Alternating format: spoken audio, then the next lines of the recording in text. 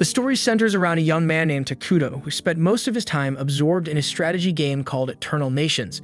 Confined to a hospital bed, Takuto found solace and meaning only in playing Eternal Nations and eventually died with the game still running. But his death wasn't final.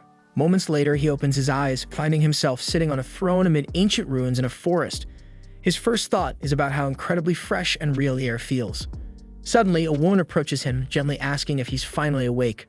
When she reveals her face, Takuto instantly recognizes her as Atu, an elven character from Eternal Nations. Atu respectfully calls him Your Majesty, leaving Takuto utterly confused, wondering what on earth is happening. As an experienced anime fan, he quickly figures out he must have somehow been transported into the world of Eternal Nations, the very game world he spent countless hours in. But this realization brings more questions. Typically, Atu would only address her king this way if he were the Lord of Manara, the nation Takuto previously led in the game. Atu speaks again, this time calling him Takuto-sama, and explains further. She mentions Takuto is the first ever player to conquer nightmare difficulty using Manara, widely known as the toughest civilization in the game.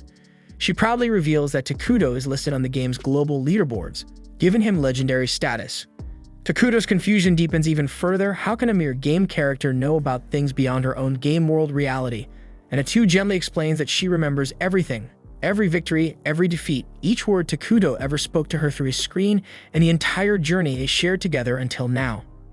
Hearing this, Takuto is overcome with emotion, tears forming in his eyes. He tells Atu how happy he is to finally speak to her directly, confessing she was always his favorite character in Eternal Nations. Atu warmly replies that she feels precisely the same way. Still, none of this clarifies how he ended up here, so Takuto looks at Atu directly and asks if it was she who brought him into this world. Atu honestly admits she has no clue how they got here, as she herself only arrived a few minutes ago. Still, she's certain of one thing: the place they're in feels exactly like the world of Eternal Nations. Regardless of their location, Atu is deeply grateful she's finally met her true king in person. Holding Takuto's hands gently, she urges him to begin their journey anew together.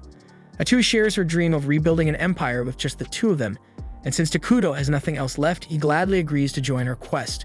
When Takuto extends his hand to formally shake on their partnership, Atu suddenly switches to her NPC persona, introducing herself dramatically as Sludge Atu, an illegitimate child born of a fallen world. She solemnly pledges her entire being, mind, soul, and body entirely to Takuto. Though Atu's character is technically evil, the theatrics feel painfully cliché, leaving both her and Takuto momentarily embarrassed. Still, Takuto decides to lean into it, dramatically declaring that alongside Atu, his trusted right hand, he'll establish Manara, the most sinister empire of them all. Takuto then turns to Atu, asking if she remembers what Manara must always do first. Proudly, Atu states they should hide themselves away completely, staying unseen like true recluses to avoid discovery. Taking action immediately, Takuto summons an emergency production scout, a strange insect-like creature with extremely long legs. Given Manara's alignment with evil and destruction, all their units naturally look horrifying, including this scout. Regardless, Takuto issues commands, instructing it to thoroughly investigate their surroundings, and Atu sternly reminds it that disappointing their king isn't an option. And obediently, the scout departs on its assigned task. Takuto then reveals to Atu that he can actually see through the scout's eyes, confirming to both of them that the world indeed works just like the game. He briefly explains to Atu how summoning works here. His current total magic power is at 200 MP, and creating the scout consumed 100 MP. Takuto carefully considers his options for spending his remaining magic points. Building a base would cost only 20 MP, but he also wonders if he should prioritize defense by summoning a warrior. Unfortunately, doing so would consume more power than he currently possesses. In Eternal Nations, Atu is classified as a hero character, making her particularly powerful in combat. But since their new journey has barely begun, Atu's current strength level remains only at level 3, which is quite low. Anyway, thanks to the scout's reconnaissance, Takuto gains a clear picture of their surroundings, which primarily consists of endless forests. So this setting proves an ideal location for establishing Manara's base, though Atu finds it unsettling that there's absolutely no wildlife or available food nearby. Realizing it would be too dangerous to relocate, Takuto instructs the scout to extend its search and explore an even wider perimeter. Atu then begins feeling downhearted, believing she's not contributing enough to assist her king. Seeing her discouraged expression, Takuto gently reassures her, saying that simply having her by his side is more than enough. Deeply touched by his sincere words, Atu instantly becomes even more devoted to him. Meanwhile, their scout soon discovers a campsite inhabited by a group of dark elves. Takuto hesitates, unsure what their next move should be because accidentally encroaching on another group's territory could cause serious problems, so he figures it's best for them to lay low for now. And Two suggests optimistically that if things do take a turn for the worse, they can simply escape together. Her encouragement boosts Takuto's confidence, so they decide to quietly observe the dark elves from a safe distance and find out what they're doing here. But suddenly, 3 dark elves stumble directly into them, catching both Takuto and Two off guard. Takuto freezes in surprise, realizing the dark elves he planned to carefully avoid, those same elves he was prepared to flee from if they ever crossed paths, are now standing right in front of them. Both he and Two remain unsure about how the encounter will turn out, but recognizing the importance of staying calm in situations like this, they manage to maintain their composure. At the same time, the dark elves have no intention of harming anyone. They explain that they've recently been driven from the city they once called home and have desperately led their people into the forest to seek safety. And after a difficult journey, they've managed to set up a temporary shelter in this cursed land. However, with no food available, they're in a desperate situation, knowing their children will starve without supplies. Captain Nagi, leader of the Dark Elves, is currently exploring this bleak forest alongside his soldiers, increasingly worried their journey might have been completely futile since the area seems utterly lifeless. Several of Nagi's men start complaining bitterly, arguing it might have been better if they just stayed and died back in the city, rather than starving out here. They recall grim stories about the forest being cursed by a mysterious man, a place where neither life nor love can ever flourish. Nagi quickly warns them against losing hope, reminding his people that if they falter now, their children waiting anxiously back at camp won't have any chance at all. He firmly reminds them their kids still have faith in them, and that turning back empty-handed simply isn't an option. Still, as Nagi continues forward, he can't help but reflect on his soldiers' grim words. Deep down, he knows they're not wrong. The chances of survival here seem impossibly slim. But as their leader, he can't afford to show fear or give up because his people depend on him to guide them safely through this crisis. Walking deeper into the woods, Nagi suddenly senses the presence of Takuto and Two. A wave of dread rushes through him, afraid that these unknown entities might attack without mercy and wipe out his entire team. Whatever choice he makes next could determine the fate of his people, so Nagi steels himself, deciding to approach diplomatically. When Nagi finally reaches them, he's taken aback by Takuto's shadowy, spirit-like appearance, though the two seems relatively normal. Without hesitation, Nagi immediately drops to his knees, prompting his followers to do the same. Then, with a voice full of humility, he apologizes for entering their territory uninvited. Two, glaring coldly at Nagi, sharply questions him, demanding to know why he would trespass despite knowing it was forbidden. Nagi nervously explains their desperate circumstances, how their people were banished without warning, forced to flee their city without supplies, the exhausting journey, and the starving children still waiting anxiously in the forest. Feeling increasingly anxious under Two's harsh gaze, Nagi braces himself, convinced they're about to execute him. However, Takuto surprises him by calmly asking if he's hungry. Nagi hesitates nervously, uncertain how to respond until Two firmly instructs him to answer her master's question. Quietly, Nagi admits he is hungry, and immediately Takuto conjures several apples out of thin air. Nagi stares in bewilderment, never having seen an apple before, unsure if they're even edible. Takuto kindly assures him that the fruit is juicy and delicious, encouraging him to try it. Still hesitant, Nagi looks behind him, shocked to see his men already devouring the apples eagerly. Two then firmly urges him to eat as well, yet Nagi still feels uneasy. Noticing his hesitation, Takuto promptly conjures pears as well. Now Nagi is openly suspicious, deeply confused by Takuto's generosity. The Dark Elves had always been viewed with hostility, constantly rejected by others. To suddenly encounter someone willing to help without any hidden motive felt disturbingly unnatural. Nagi finally states he'd rather bring the food back to feed the starving children in their camp. But before he can even finish his sentence, Takuto conjures even more fruit for him. Overwhelmed, Nagi can only feel gratitude and disbelief. Meanwhile, back at the camp, the Dark Elf children lie weak and exhausted, silently praying for rescue. Suddenly, they catch a familiar scent in the air. Their prayers are answered because Nagi and his soldiers have returned, bringing with them more food than they've ever seen. Nagi joyfully tells everyone to prepare for a feast, and soon they're all eagerly eating, and the starving children quickly regain their strength. One of the elves then curiously asks Nagi where he got all the food, but Nagi avoids giving details. Instead, he simply tells them fate finally smiled upon them. Yet deep in his heart, he remains haunted by the memory of the mysterious, intimidating figure he encountered in the forest. After the meal, everyone falls into a peaceful sleep, except for Nagi, who remains awake, staring thoughtfully into the fire. As he stands watch, Elder Moltar approaches quietly, gently pulling Nagi out of his deep contemplation. Moltar expresses gratitude for Nagi's efforts but mentions that the fruit tasted unlike anything he's ever known even after living 200 years. Nagi nods, agreeing that the fruit definitely tasted strange. Moltar presses him about where the food came from, prompting Nagi to confess they encountered a legendary figure after wandering deep into the cursed forest. Hearing this, Moltar wonders aloud if it was perhaps the King of Ruin, recalling ancient stories about a mythical being said to appear when the world becomes too crowded, destroying everything and returning civilization to darkness. But no one knows if those legends hold any truth, since nobody's ever witnessed it personally.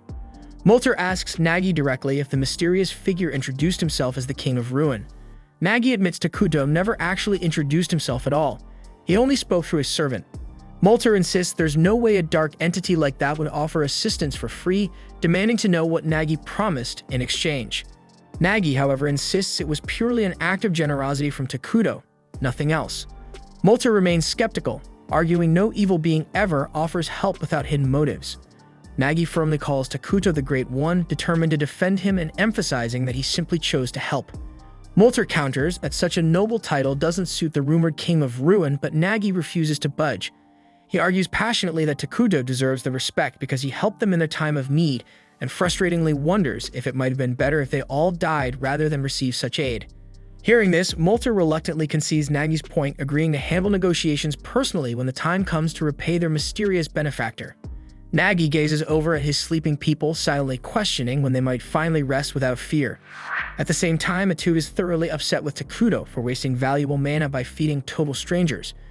She sternly forces him onto his knees as he tries to explain he simply felt sorry for them. Hedra can't believe his recklessness, reminding him sharply they don't yet know whether Minavra will be peaceful or brutal, or how many battles might lie ahead. So wasting mana like that could be dangerous. Realizing she might have gone too far scolding her own king, Atu quickly apologizes. But Takuto gently reassures her, reminding her they're partners and that he couldn't survive in this place without her by his side. He also admits feeling awkward around the Dark Elves, suggesting perhaps he's shy. Atu is surprised. She assumed Takuto was deliberately playing the role of a dignified king, communicating solely through her as his servant. The two laugh and tease each other playfully for a moment, until Takuto's summoned scout finally returns. The following morning, Nagi prepares himself for another visit to Takuto, and Elder Moltar asks if he's really prepared to meet the Dark King. Moltar strongly believes that since they've already accepted aid from the Dark King, they must also be prepared to pay whatever price he demands in return. Nagi objects, reminding him that Takuto never once suggested anything like that, but Moltar insists it's simply in the nature of evil beings to ask something in exchange for any act of kindness. Yet he agrees they need to rely on Takuto for now since nowhere else is safe.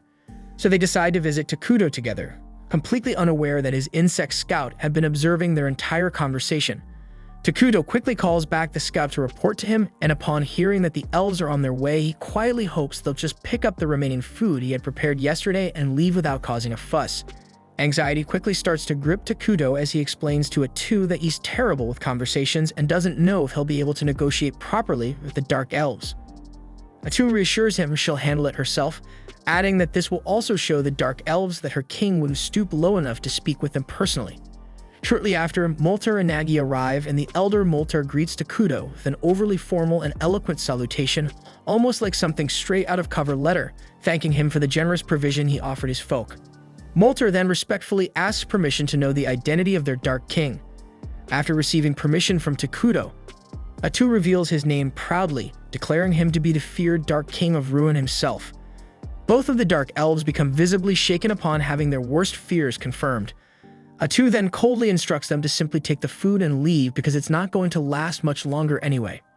Yet Moltar politely insists on repaying Takuto for his generosity and asks what they can possibly give him in return. Atu coldly informs him that there's nothing in their possession capable of pleasing her king, so attempting repayment would be pointless.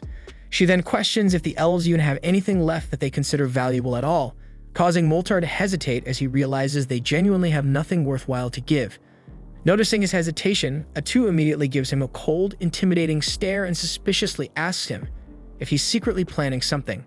Moltar becomes visibly flustered, and Takuto quickly realizes their conversation is going downhill fast, so he immediately signals Atu over to quietly discuss how they should proceed, But Atu becomes frustrated because she thinks Takuto is being way too soft on these two hopeless elves. And she insists these guys have zero clue how to handle negotiations, and if this continues, they'll just turn into an annoying headache later on. So she dramatically suggests killing them both and displaying their heads around the base as a clear warning, but Takuto quickly tells her to stop acting like a psycho. He calmly explains that the elves genuinely seem to want peaceful coexistence and sincerely wish to repay their kindness. Instead of just handing out freebies, he suggests they ask for something small in return, keeping their relations with the elves positive. Atu reluctantly agrees and then tells the elves that her king has generously decided to accept their offer of repayment. Seeing Molter suddenly relax makes Takuto and Atu both realize he was freaking out earlier because he had totally assumed Takuto would act like a typical villain. Atu scolds Molter for misjudging her king so harshly, but then she pauses, realizing she doesn't actually know what to ask them for. Thankfully, Takuto quickly comes up with a great idea and suggests that they ask the elves to provide them with information about the world outside this forest. Molter immediately lights up with relief, promising eagerly that he'll share every bit of knowledge he's gained about the outside world. Atu nods but adds sternly that once Molter has provided the information, he and his tribe must leave the forest immediately. This shocks Nagi and Molter deeply, and they quickly plead to be allowed to continue living there under Takuto's protection, but Atu snaps at them to quit pushing their luck if they value their lives. Nagi tries to argue further, but Molter quickly silences him, admitting they must respect the king's wishes. They begin turning to leave, but watching them, Takuto suddenly feels a pang of guilt for kicking them out like this. He abruptly changes his mind, telling Molter and Nagi that instead of leaving, they can become citizens of his kingdom. Both elves freeze up completely, stunned by this unexpected kindness, though no one is more shocked than Atu, who can't believe what she's hearing. She immediately questions Takuto's logic, asking what the hell he's thinking. He calmly reminds her about the refugee system from the game, allowing different races to peacefully join their nation. And since dark elves are neutral aligned, he points out they'll easily blend in with their kingdom's evil attribute, making coexistence entirely possible. Atu still isn't totally convinced because evil-aligned species usually end up causing drama among themselves. But Takuto gently refreshes her memory that their main citizens, named homunculi, literally look like humans who got shredded and put back together by a 5-year-old, and there's no way they're going to be hanging out with those creepy things all day. The horrifying image of the homunculi immediately pops into Atu's mind, instantly changing her mind. She quickly agrees and turns to Molter and Nagi, declaring that Takuto plans to build a full-fledged kingdom soon and is generously offering them citizenship if they're willing to swear loyalty.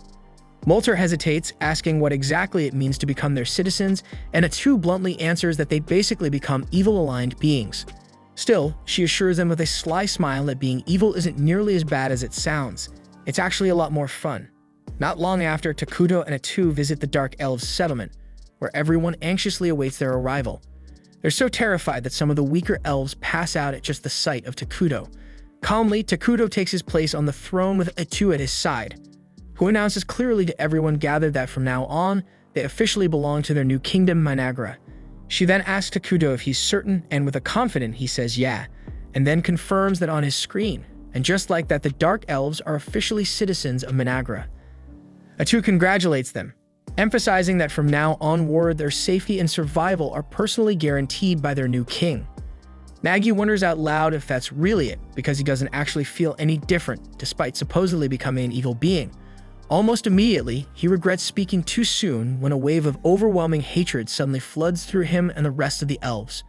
Painful memories of being persecuted and attacked surge in their minds, filling them with an intense desire for revenge. Seeing everyone suddenly suffering, Takuto softly asks if they're alright, and hearing his genuine concern, Nagi becomes emotional and deeply moved by the realization that someone finally cares about them. With tears streaming down their faces, the Dark Elves start passionately cheering for Takuto, leaving him a little overwhelmed but deeply touched by their enthusiasm. After a few days, Molter presents a map of the continent to Takuto, who immediately collapses in disbelief.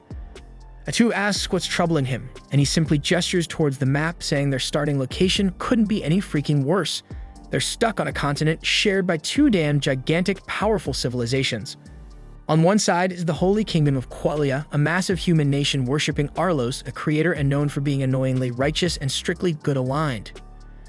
On the opposite side lies Elna, the Elemental Alliance, a nation of elves devoted to nature. They're equally on the side of good, making Atu realize they're literally sandwiched between two huge civilizations that would wipe them out in an instant if discovered. Panicking, Atu falls beside Takuto in despair. But Takuto quickly regains composure, reminding her that as long as they keep a low profile, they can quietly grow stronger. He recalls that their main race, the homunculi, were dumb as rocks in the game and terrible at research. Luckily, now that they've got dark elves on their side, things should go much smoother. Soon after, the dark elves arrive for a meeting, this time bringing along Emil, Nagi's assistant. Nagi introduces her as a nerdy genius who knows way more than him about foreign kingdoms, and insists she'll definitely prove useful. Atu conveys to the elves that their dedication has pleased the king, and she announces they're all about to receive major responsibilities directly ordered by Takuto himself. First up, Molter is tasked with managing internal affairs. Atu says she expects big things from him, especially since she learned he knows magic too. Next, she appoints Nagi as the head of Minara's warriors, charging him with building a powerful military for defense. When she leads recruitment up to him, Nagi is way too excited, shouting dramatically that he'll destroy all their enemies and proudly mount their heads as trophies. But Takuto's already feeling queasy at the gruesome imagery. He quietly remarks that war is barbaric, and Atu clarifies for the confused Nagi that their king actually prefers peace, so he needs to chill out with the killing talk. This just confuses Nagi even more, who wonders what kind of dark king of ruin is into peace. Molter, seeing Nagi's confusion, sarcastically teases him and confidently states that unlike Nagi, who clearly has more muscles than brains, he himself will prove far more useful to Takuto. Nagi immediately takes it as a challenge, boasting loudly to Takuto that he's young and full of energy, ready to tirelessly serve the king without rest. Atu completely misunderstands their little competition as genuine dedication, staking them for workaholics instead of two idiots desperate for Big Eel Daddy's approval. She turns to Takuto, asking if they should send them on a resource-collecting mission, but Takuto suggests a better idea, beautifying the land and building proper homes. Atu immediately relays this to Molter, instructing him to gather timber for building, but to make sure he doesn't ruin the beauty of the forest. Molter eagerly agrees, boasting that dark elves were originally forest dwellers anyway, so he'll handle it perfectly. Takuto then adds that they should reforest the areas they clear, causing confusion among the elves who've never even heard the term before. Realizing this world might be more primitive than expected, Takuto cautiously asks if they're familiar with military magic or the 6 major elements. Molter replies that he's only heard of 4 major elements, while Emil admits she's never even seen military magic being used by any kingdom. Takuto and Atu exchange looks, realizing they've hit a jackpot. This world is even less advanced than they thought, giving them a huge advantage to leap ahead quickly once they implement advanced magical technology. Atu patiently explains that reforesting means rapidly regrowing new trees to replace ones they've cut down using magic. The elves mention they do regrow trees naturally, but admit they never considered using magic to speed things up. Atu describes how reforesting employs the 6 major elements to rapidly grow new trees, then promptly credits this discovery to Takuto, even though it's a total lie. She starts glazing Takuto shamelessly, bragging about how he even created those special fruits the elves ate earlier, especially mentioning that grapes are her personal favorite. Emil excitedly confirms Atu's words, then says that she also planted some grape seeds and they've actually started sprouting. Takuto himself is stunned by this revelation, not expecting earth-based fruits to grow so easily here. Suddenly inspired, he quickly tests his theory by magically creating a coin from earth. When it works, he's thrilled to realize he could potentially introduce advanced technologies like gunpowder, drastically accelerating the growth and superiority of his civilization compared to others. At the same time, over in the Holy Kingdom of Qualia, things were also beginning to heat up. St. Solina marched ahead of a squad of knights through snow-blanketed foothills, determined to wipe out some vicious creatures menacing the surrounding villages. The moment a pack of goblins rushed into view, Solina calmly raised her staff, incinerating them instantly with her sacred fire. The holy blaze dissipated into the sky after obliterating the monsters, and gentle sunlight poured down onto the charred earth, prompting flowers to bloom in their place. Turning to its astonished knights, their captain proudly announced that Solina's divine power purged monsters of evil alignment, leaving behind blossoming flower fields, and it was her ability alone that had allowed them to maintain such strong diplomatic ties with the elves. Following the brief skirmish, Solina confronted the cardinal, urging him to send paladins southward, warning that she'd recently sensed an ominous disturbance within the cursed forest. But the cardinal flatly refused, claiming the cursed forest sat at the far edge of the continent and deploying paladins that would require special authorization from those above him. Unfazed, Solina firmly warned him that she would personally handle the matter if no troops were sent. Initially, the cardinal tried pushing back but quickly caved under her icy glare, promising instead to send whatever limited forces he could personally command. Meanwhile, back in their own domain, Takuto and Atu were focused on developing their newfound territory, beginning by constructing decent homes for the Dark Elves.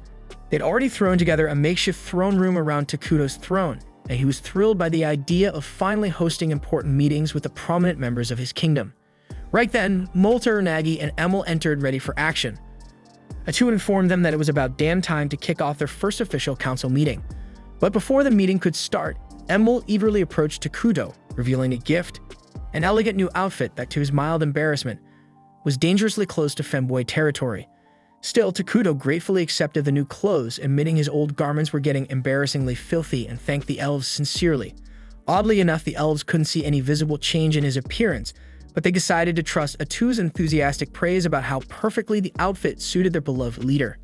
With the clothing crisis resolved, Atu briskly began the council meeting, only to realize Takuto was still hopelessly lost and admiring himself. Slightly annoyed but unsurprised, she chose to carry on the meeting herself, casually suggesting she consult Takuto whenever his actual input was needed, and Takuto happily agreed to her suggestion, fully content to keep silently fawning over his own fabulousness. As the meeting begins, Molter immediately asks Atu about the type of buildings they ought to prioritize. So Atu confidently suggests they start with food production facilities and promptly reveals a disturbingly grotesque plan, announcing that it will serve as their primary food source for now. The elves visibly cringed, barely able to hide their disgust, before hesitantly asking Atu what the hell that horrific thing was supposed to be. With unsettling enthusiasm, she informed them it was called the flesh plant, a unique delicacy of their civilization. According to Atu, it produced meat that tasted disturbingly similar to human flesh, and was incredibly nutritious. Horrified by this revelation, the elves quickly clarified they weren't exactly into eating people. Atu assured them the flesh plant was just a temporary solution for their food shortage, and soon enough they'd have far less disturbing options available. After that unsettling announcement, she explained they'd also need storage units and administrative buildings near the farms, so Emil promptly volunteered to oversee those structures.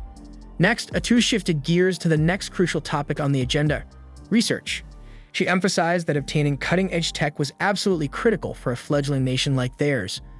Molter, intrigued, asked her specifically what sort of technology they should focus on, and Atu excitedly revealed their target would be magical tech. Takuto practically lit up with excitement upon hearing that, and Molter eagerly declared that as a skilled mage, he put in his best effort to impress their king. He followed up, asking precisely what kind of magical tech they should aim for, and Atu enthusiastically revealed they'd dive straight into military magic research. She explained that standard attack spells were pitifully limited, barely managing to handle a handful of enemies, while advanced military-grade magic could annihilate entire cities or even reshape terrain to their advantage. Molter, now fired up, immediately agreed to round up all magically gifted elves and begin working on groundbreaking magical spells that hadn't even appeared yet in their world. Then Atu moved on to the final topic of the meeting, their military strategy. Nagi perked up instantly, excited that it was finally his turn to shine. But Takuto quickly burst his bubble by bluntly stating they wouldn't heavily invest in their military right now.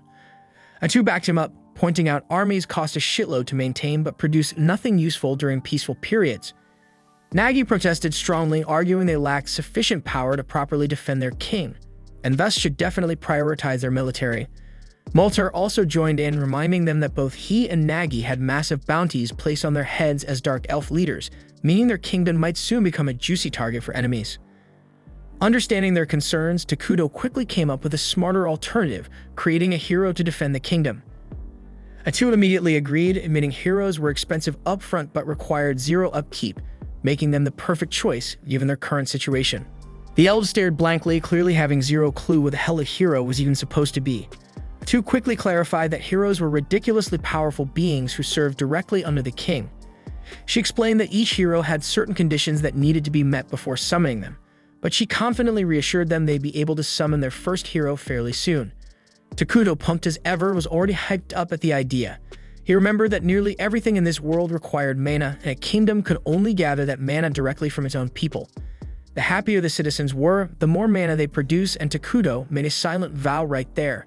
He'd turn this kingdom into the happiest damn place on the entire planet. At the same time, far away in the holy kingdom of Qualia, a junior paladin named Lornias had just gotten the dubious honor of being selected for an investigation team heading straight into the notorious Cursed Forest. Accompanying him was a veteran paladin named Wordle, whose favorite pastime was clearly making Lornias' life a living hell with his constant teasing. Wordle immediately started bitching about the tiny size of their investigation unit, consisting of only 2 paladins and a handful of mercenaries. He grumbled loudly about how the church should seriously start taking Saint Solina's prophecies more seriously. Lornias cautiously agreed, though he was painfully aware nobody could predict what the higher-ups had planned. One thing he did know, though, was that if they managed to pull off this investigation, it'd receive huge rewards, but if things went south, his head would definitely be the first on the chopping block. Back in Minalra, Takuto strolled through the developing kingdom, inspecting the early stages of his civilization with a deep sense of nostalgia. It was a scene he'd witnessed thousands of times before, but always through a screen, never in person. This time, he was right in the thick of things. Enmol eagerly gave him a detailed tour, proudly explaining that dark elves excelled at constructing treehouses, although right now the housing project was crawling along since the elves had prioritized cultivating the flesh trees. Fortunately, the grotesque flesh trees seemed to be thriving nicely, and they'd already managed to build storage and administrative facilities. Enmol also mentioned that they discovered a freshwater spring close by and were now trying to find ways to draw water from it.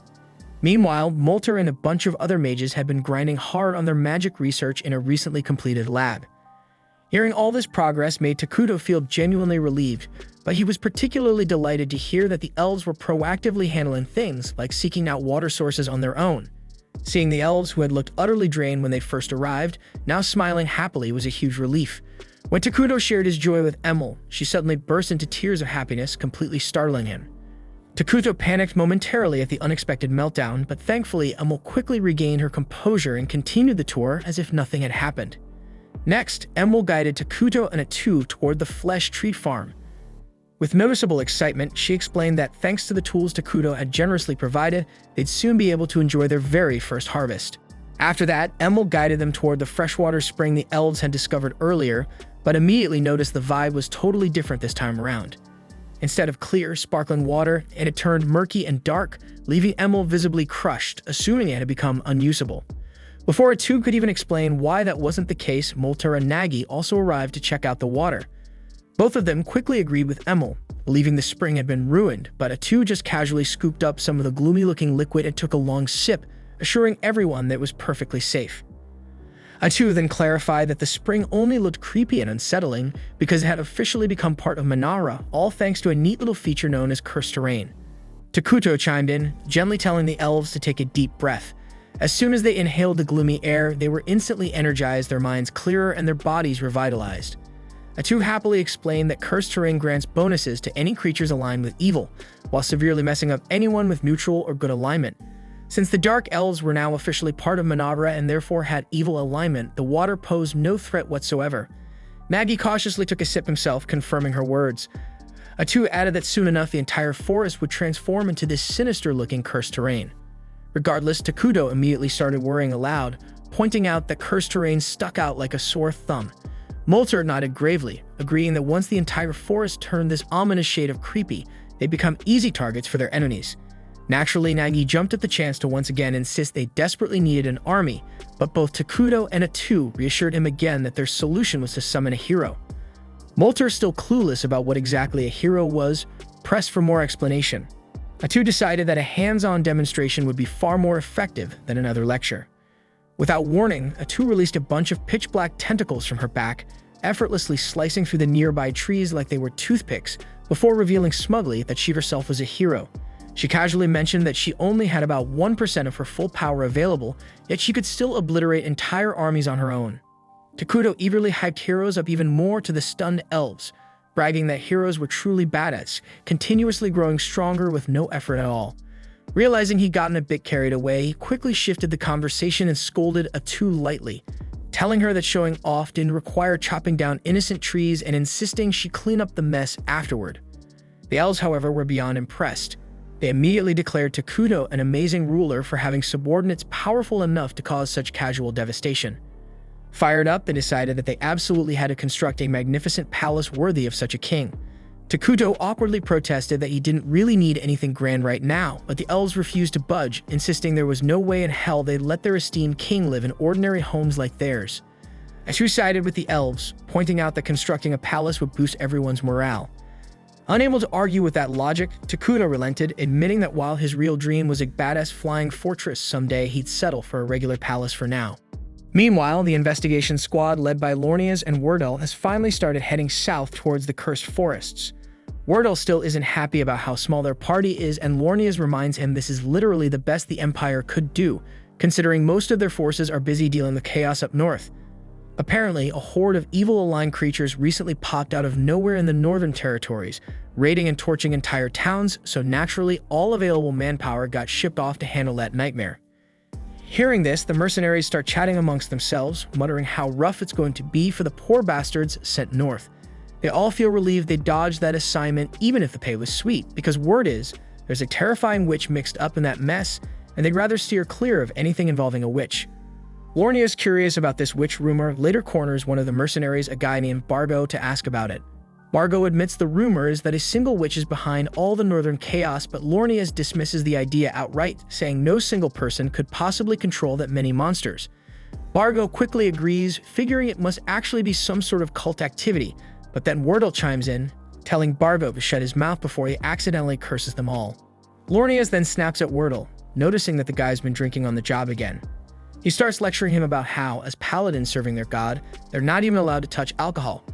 But Wardell dismisses his scolding casually, even challenging him to a theological debate before abruptly losing interest when a waitress brings him another round of drinks, which prompts him to flirt shamelessly instead.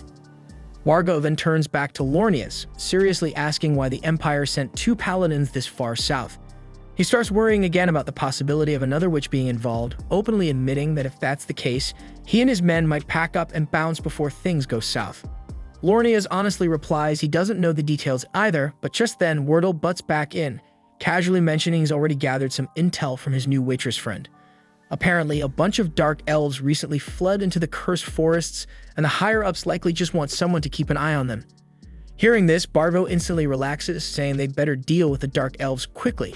After all, those bastards are notorious for their nasty curses and stealthy assassinations. Lornias completely agrees, saying that ignoring the Dark Elves now will only lead to bigger trouble down the line. But Wordle immediately tells him to calm down and take it easy, reminding him this mission is strictly recon. If things even hint at getting messy, they're packing up and running the hell out. But Lornia is always a stickler about vanquishing evil wherever it shows up, stubbornly insists that as paladins, retreating from danger isn't an option. Wardell scolds Lornias, telling him to stop chasing glory and only fight when it's absolutely necessary instead of jumping into danger every chance he gets. He reminds Lornias that he's got family waiting at home, and so does everyone else on this mission, so they need to think twice before risking their lives. Meanwhile, back in Minagran, the first harvest from the flesh trees is finally ready, standing atop a massive altar at the center of town. Takuto stands in front of the fruit pile as all the dark elves watch him intently, eager to see what's about to go down. Suddenly, Takuto channels his mana directly into the fruits, and right before everyone's eyes, they transform into a giant bug monster. The elves are utterly blown away, amazed that Takuto just created life from a bunch of weird fruits. Atu immediately starts hyping him up, boasting that this miracle isn't even 1% of Takuto's true power. She tells the elves that with their ongoing devotion, Takuto will become even stronger and pull off even crazier feats, and they erupt in cheers for their king. Later on, Takuto returns to his throne, relieved that he successfully managed to produce a bug monster in exchange for food. Though it was a standard feature in the original game, he still doesn't fully grasp how exactly this mechanic works out in the real world. However, Atu tells him they shouldn't sweat the details since they've now established a reliable method to produce more creatures to serve the kingdom. She excitedly adds that it's about time they moved on to the next phase of their plan, and Takuto agrees, mentioning he'll summon a hero as soon as they've stockpiled enough mana. Excited, Atu asks who he plans to summon, and Takuto casually replies that he's thinking about calling Isla, Queen of the Bugs. Atu nods, saying that's definitely a solid choice, while Takuto enthusiastically starts explaining Isla's perks. She can buff all insect-type monsters, allowing them to dominate on the front lines, and she can also produce larvae to handle mundane tasks, providing essential support to the kingdom on multiple fronts. Atu appreciates that he clearly put serious thought into this choice, and Takuto sheepishly admits that Isla was honestly the only safe option available, since the other potential heroes are completely unhinged. Atu wholeheartedly agrees, joking that the other heroes would require years of intensive therapy. Takuto chuckles in response, acknowledging he hopes to summon them eventually, but definitely not anytime soon. Meanwhile, Lornias and the group finally arrive at the Dark Continent, quickly running into their first major threat, and it's a towering hill giant. Lornias immediately tries to command the mercenaries into a defensive formation, but Wardell cuts him off, telling them all to chill because he'll handle this big guy himself. He bluntly adds that they don't have time to waste, and it'll be faster if everyone just stays out of his way. The rest of the group watches in awe as Wordle calmly walks toward the hill giant with his sword drawn, completely unfazed by its monstrous size.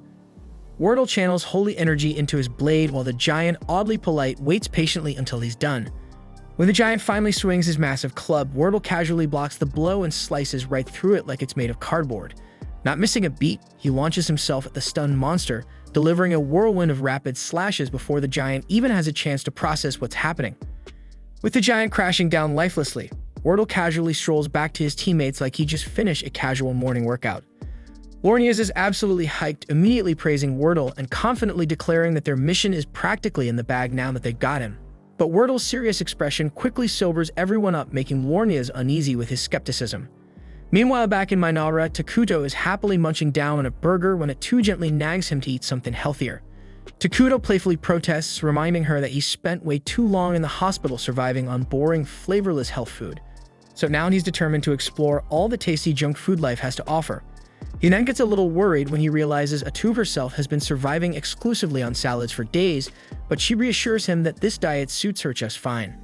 They chat for a while about how quickly construction has progressed lately, when Takuto suddenly remembers something important. He asks Atu to call Moltar and the others once they're finished eating, since the new scout bugs they recently created have completed mapping the nearby areas. He reveals that he's planning to deal with a human settlement they discovered nearby, asking Atu first to confirm if the town belongs to the Holy Kingdom of Qualia. She's fairly confident the settlement is independent and aligned neutrally, which is a huge relief for Takuto, since it means negotiation might actually be possible. Takuto optimistically hopes nothing disastrous occurs during their interaction, and Atu jokes that he's definitely jinxing them by even mentioning it.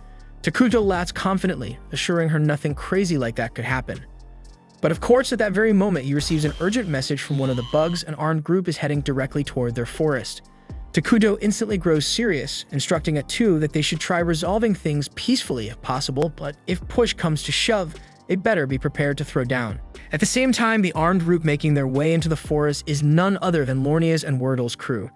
As they push deeper, Wordle suddenly raises a hand, signaling everyone to stop because he sensed someone's presence approaching them. Sure enough, Atu emerges from the trees wearing dark clothes that completely conceal her identity.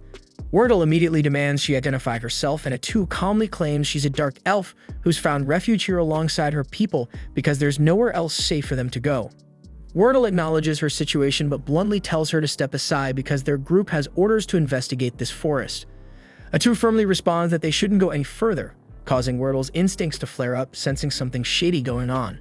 But before he can say more, Lornias rudely jumps into the conversation, yelling at Atu and demanding how she dares disobey a servant of God. Wordle sharply snaps at him, telling him to shut his mouth and stop interrupting. Lornias is visibly frustrated at being rebuked over such a trivial issue, but Wordle swiftly resumes his conversation with Atu, explaining they cannot turn back simply because she asked them to, then pointedly asks if there's something she's trying to hide within the forest. She insists there's nothing here but elves who simply wish to live peacefully and questions why he's so hell-bent on invading this godforsaken forest. After a moment of hesitation, Wordle sighs and finally reveals their reason. The Saintess recently had a vision of an immense evil hiding here, and thus he cannot return until he verifies this personally. The mercenaries gasp in shock, having been kept in the dark about such a critical detail. Lornias immediately starts flipping out, demanding to know how Wordle could casually spill classified information like it's some local gossip. Wordle snaps back at him again, shouting that sometimes secrets must be shared openly. But Lornias, furious and flustered, angrily retorts that even a high-ranking paladin like Wordle doesn't have the authority to reveal divine prophecies without permission from their superiors. However, Wordle politely asks Atu if they can at least take a quick look inside the forest, but suddenly her attitude completely shifts as she bluntly tells them there's absolutely nothing inside that's worth their precious time. She firmly urges them to turn back immediately, but Lornias grows furious at the sheer audacity of a dark elf daring to defy a divine prophecy. He senses the air around Atu shifting ominously, confirming his suspicions that something deeply sinister lurks within the woods that they must investigate no matter what. However, Wordle appears open to negotiation. Trying to de-escalate the tension, he calmly asks Atu to swear on her own god that no threat to the Holy Kingdom of Qualia is hiding in the forest. Atu readily takes the oath, even swearing by her deity, and it's actually they who fear Qualia far more than Qualia could ever fear them. Satisfied by this, Wordle announces they're retreating, much to Lornias' complete disbelief. Lornias immediately protests, insisting it's blatantly obvious that the woman is hiding something crucial. But Wordle just snaps at him, calling Lornias a faithless coward and telling him to stop projecting his own paranoia onto others. He declares that they found absolutely nothing of concern, officially ending their investigation. With that, Wordle begins walking away confidently, but Lornias has finally reached his boiling point. Refusing to let Wordle make another reckless decision, he sternly informs Wordle that he's officially revoking his authority as a High Paladin for casually spilling a divine prophecy to an enemy and abandoning his sacred duties. He swiftly orders the mercenaries to follow him deeper into the forest to uncover the evil hidden within. Bargo quickly agrees, mostly because Lornias is the guy signing their paychecks, and there's no arguing with money. Atu desperately pleads with them one final time to stop, but Lornias coldly ignores her and commands his men to capture her immediately, even as Wordle shouts at him not to escalate the situation further. Atu lets out a weary sigh, sadly acknowledging that peaceful negotiations have collapsed into utter failure. Seconds later, the mercenaries suddenly find themselves skewered on Atu's spikes, transformed into human kebabs before they can even blink. Lornias himself was knocked out, and when he woke, he never even comprehended what hit him. And the only one who did see everything and is still alive is Wordle, and he shouts at Lornias that they're dealing with an actual freaking witch. Atu then calmly sheds her disguise, remarking regretfully how unfortunate it was that peaceful talks had to end so violently. Turns out more of those bastards are still alive, and Wordle immediately yells for someone to report this freaking mess to the kingdom. But Bargo shuts that down real quick because every last messenger they had already got their asses impaled by Atu. And the surviving mercenaries aren't even close to fast enough to make the trip in time, especially not with Atu currently in full-on impaling asses mode. With zero options left, Wordle tells everyone to grab their damn weapons because now they've got no choice but to fight. He commands the mercenaries to unload everything they've got, so they fire a volley of arrows, but Atu effortlessly deflects them all like she's brushing lint off her coat. Wordle curses his luck, knowing full well that the absolute last person he wanted to go up against was Atu, and funny enough, she's just as annoying to be dealing with him.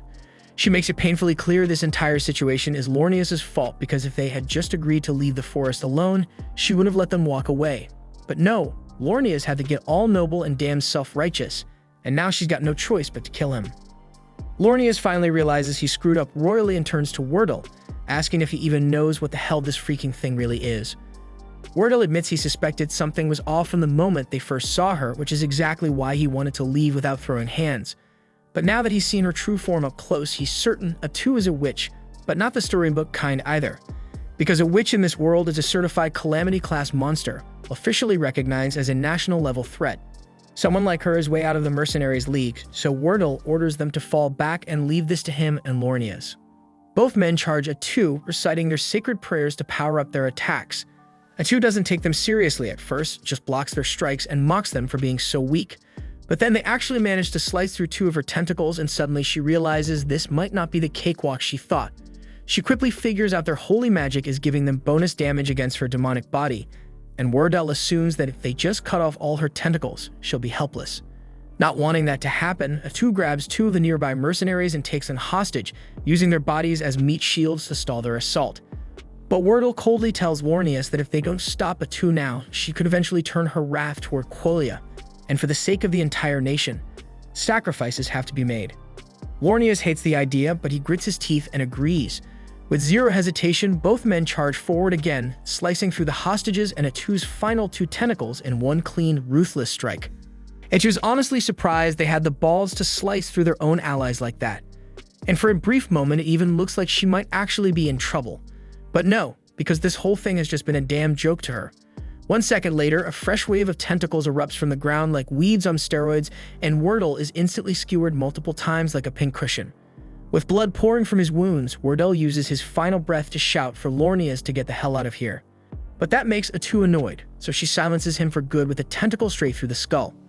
Lornias is frozen in disbelief, absolutely rattled, because he was certain that chopped off all of Atu's tentacles, which they did, but Atu never once said she couldn't grow more.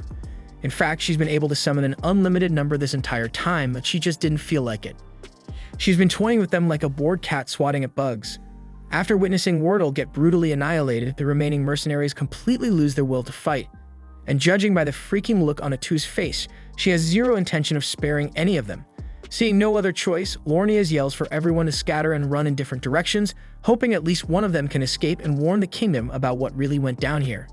So the mercenaries immediately drop their weapons and bolt like their asses are on fire. Atu surprisingly doesn't bother chasing them. She just watches them go, sighing in annoyance, wishing they'd done that in the first place because it would have saved her a ton of effort.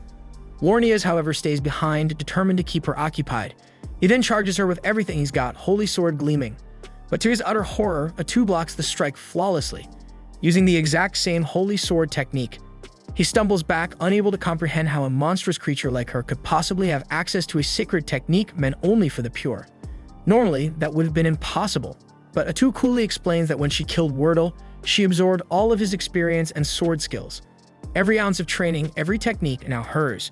With a grin, she begins attacking Lornias using Wordle's own moves, mocking him as she does.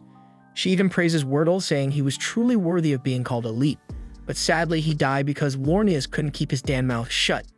Then she leans in, taunting him, asking if he ever thought about making it home to his wife and daughter. That's when the blood drains from Lornias' face because he never said a word about his family. That's when it hits him.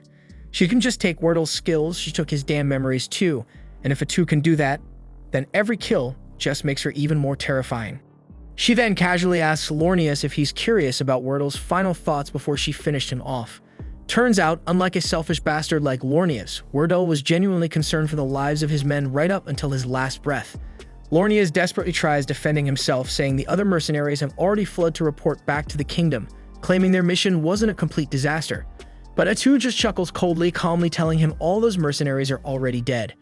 She admits she wasn't in the mood to chase them herself, but that didn't mean she'd just let them run off. Besides, she never said she was alone. She already ordered her dark elves to hunt down every single merc who tried to escape, and now they're nothing but corpses in the dirt. Lornias is hit by a wave of despair, realizing he's the last one standing. Driven by panic, he takes one final pathetic swing at Atu's head, and she savors every bit of his agony. Within seconds, she's effortlessly subdued him. But instead of ending him right away, Atu cruelly twists the knife, vividly describing how things could have turned out if he'd just listened to Wordle. They would have all safely returned home, and Lornias would have seen his wife and daughter again, spending the rest of his life happily oblivious to any horrors lurking in the forest. But no, Lornias had to play hero. So now she's going to kill him, and then she's got to hunt down his family too, just because she can.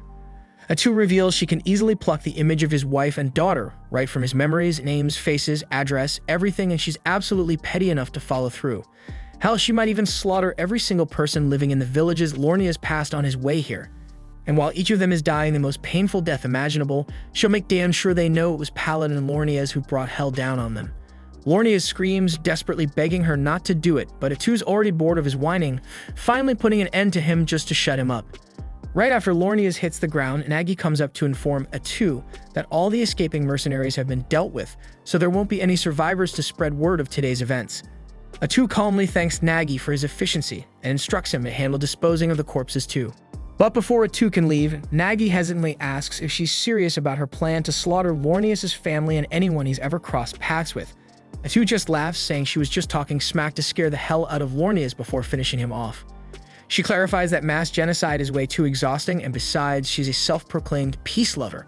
So starting pointless fights is just too exhausting for her tastes, and she's not about that life unless someone forces her hand. With that out of the way, she cuts the chat short because she urgently needs to talk to Kudo. Moments later, Atu approaches Takuto and shares something odd she noticed before the fight. Wordle called her a witch despite her clearly being classified as a hero. He also rambled something about a witch causing trouble up north. Takuto is confused because there was never any witch class in the game they came from, prompting Atu to suggest that this world must differ significantly from the one they're familiar with. Takuto nods thoughtfully, having already suspected that. While many of the game's mechanics remain intact, they're better off assuming the underlying rules have fundamentally changed. Luckily, the differences aren't entirely negative because Atu's ability to absorb skills from those she kills has gotten a massive upgrade. Now she also inherits fragments of their memories which allow them to gather valuable intel from Quelia's scouting team. And according to those memories, Quelia is currently distracted by the northern disturbance, meaning Minara won't be on their radar anytime soon. Still, the complete annihilation of their scouting party is bound to raise some red flags, prompting Quelia to eventually investigate. Takuto's fully aware of that risk, but since Quelia knows nothing concrete about Minara yet, he's confident they won't jump straight into a fight unless their leaders have the IQ on potato.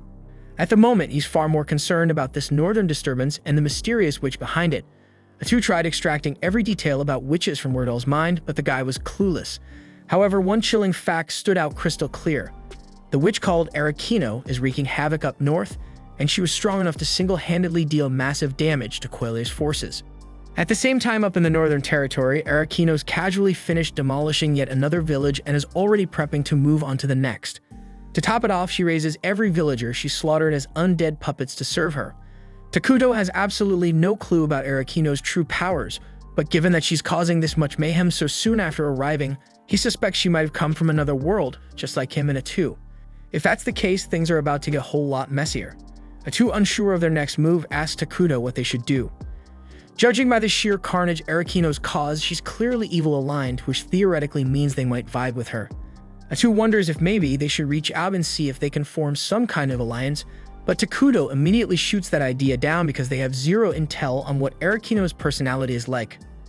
Atu is frustrated that things had to spiral out of control right when Mainara was finally hitting its stride.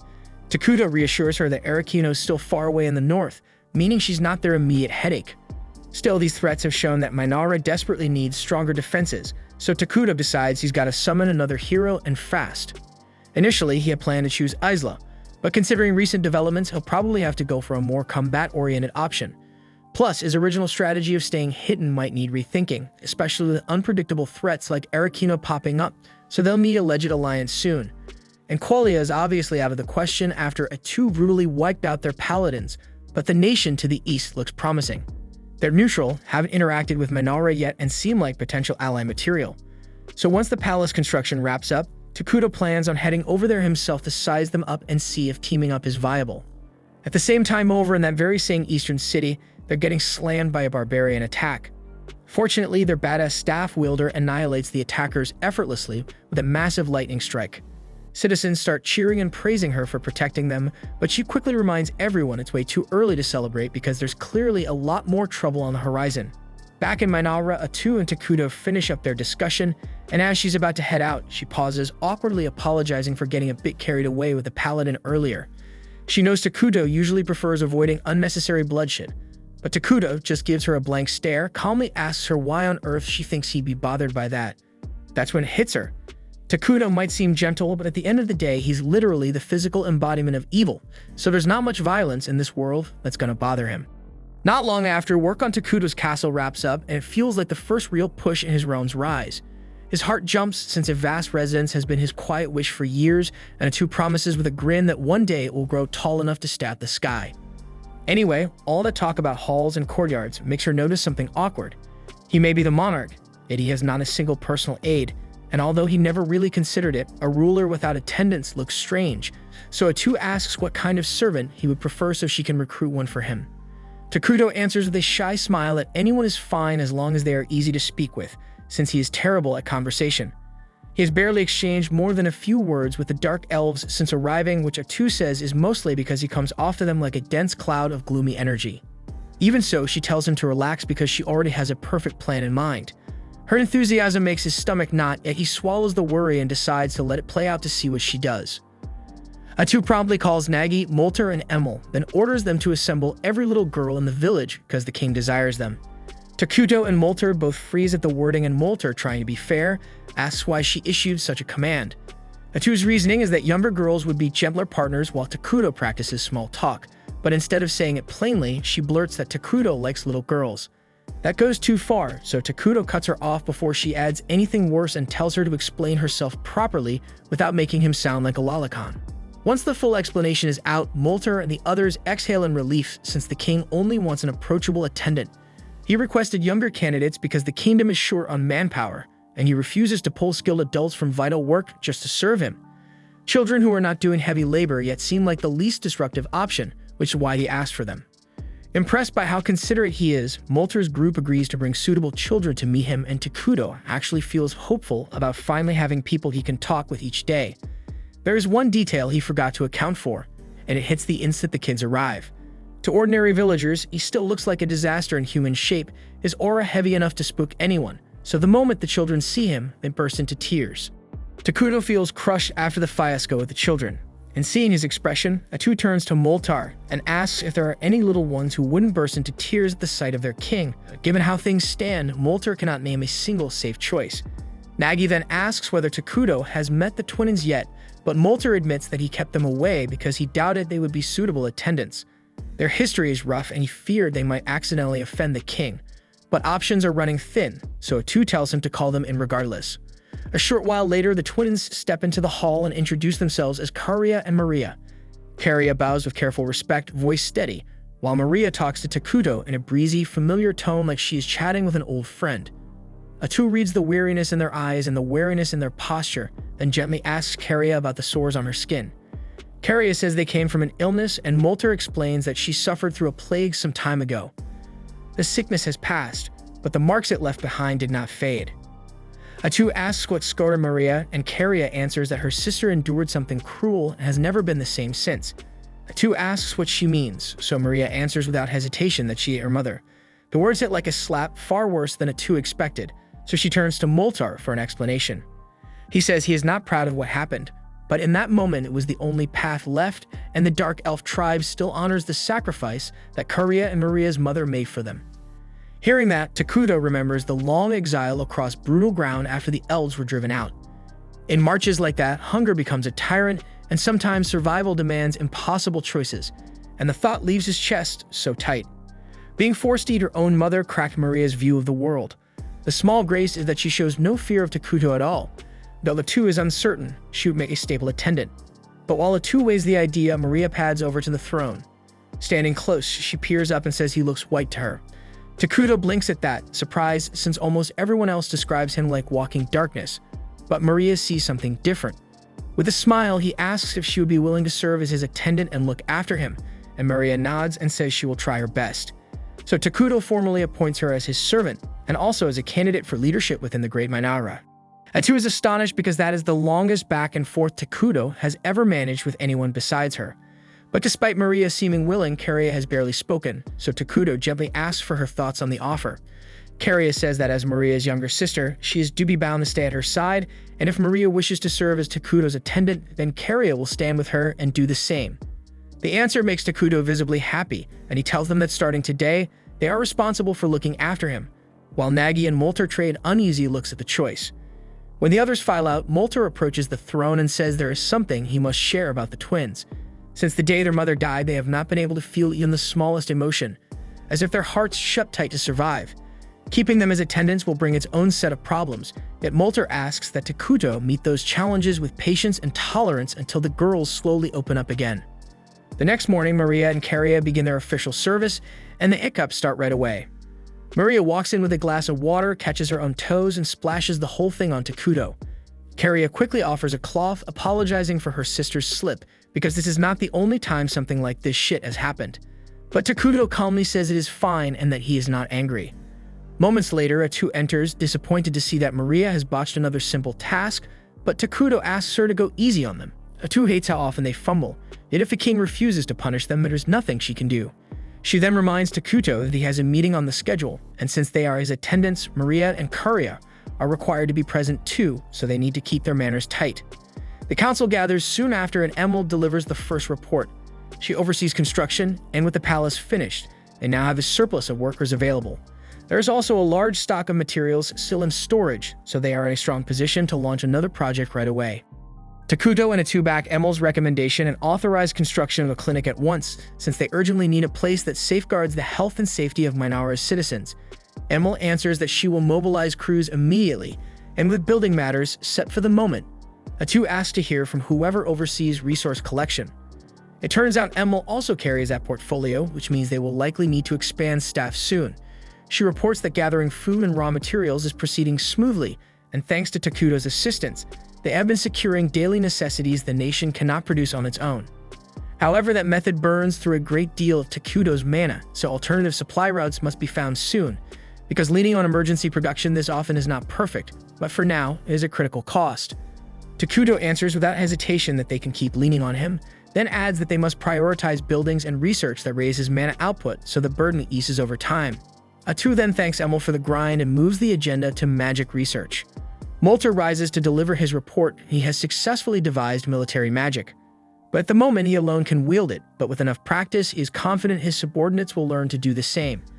And they may even be able to cast stronger spells by tapping the palace's supply of ruined mana. But since Takuto has made it clear he does not intend to start wars, opportunities to use that power should be rare.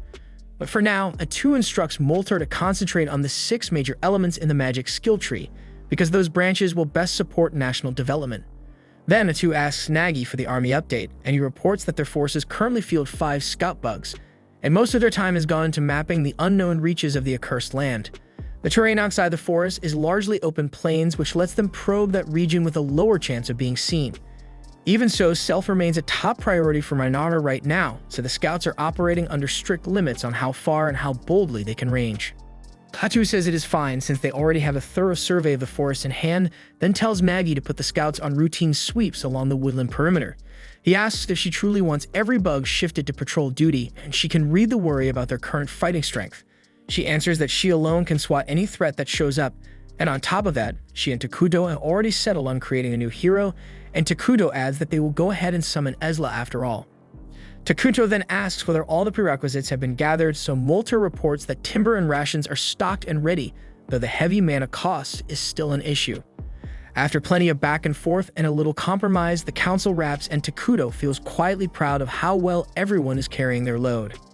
He then heads toward the throne chamber, papers in hand, when Maria bumps into him and sends the meeting documents skittering across the floor.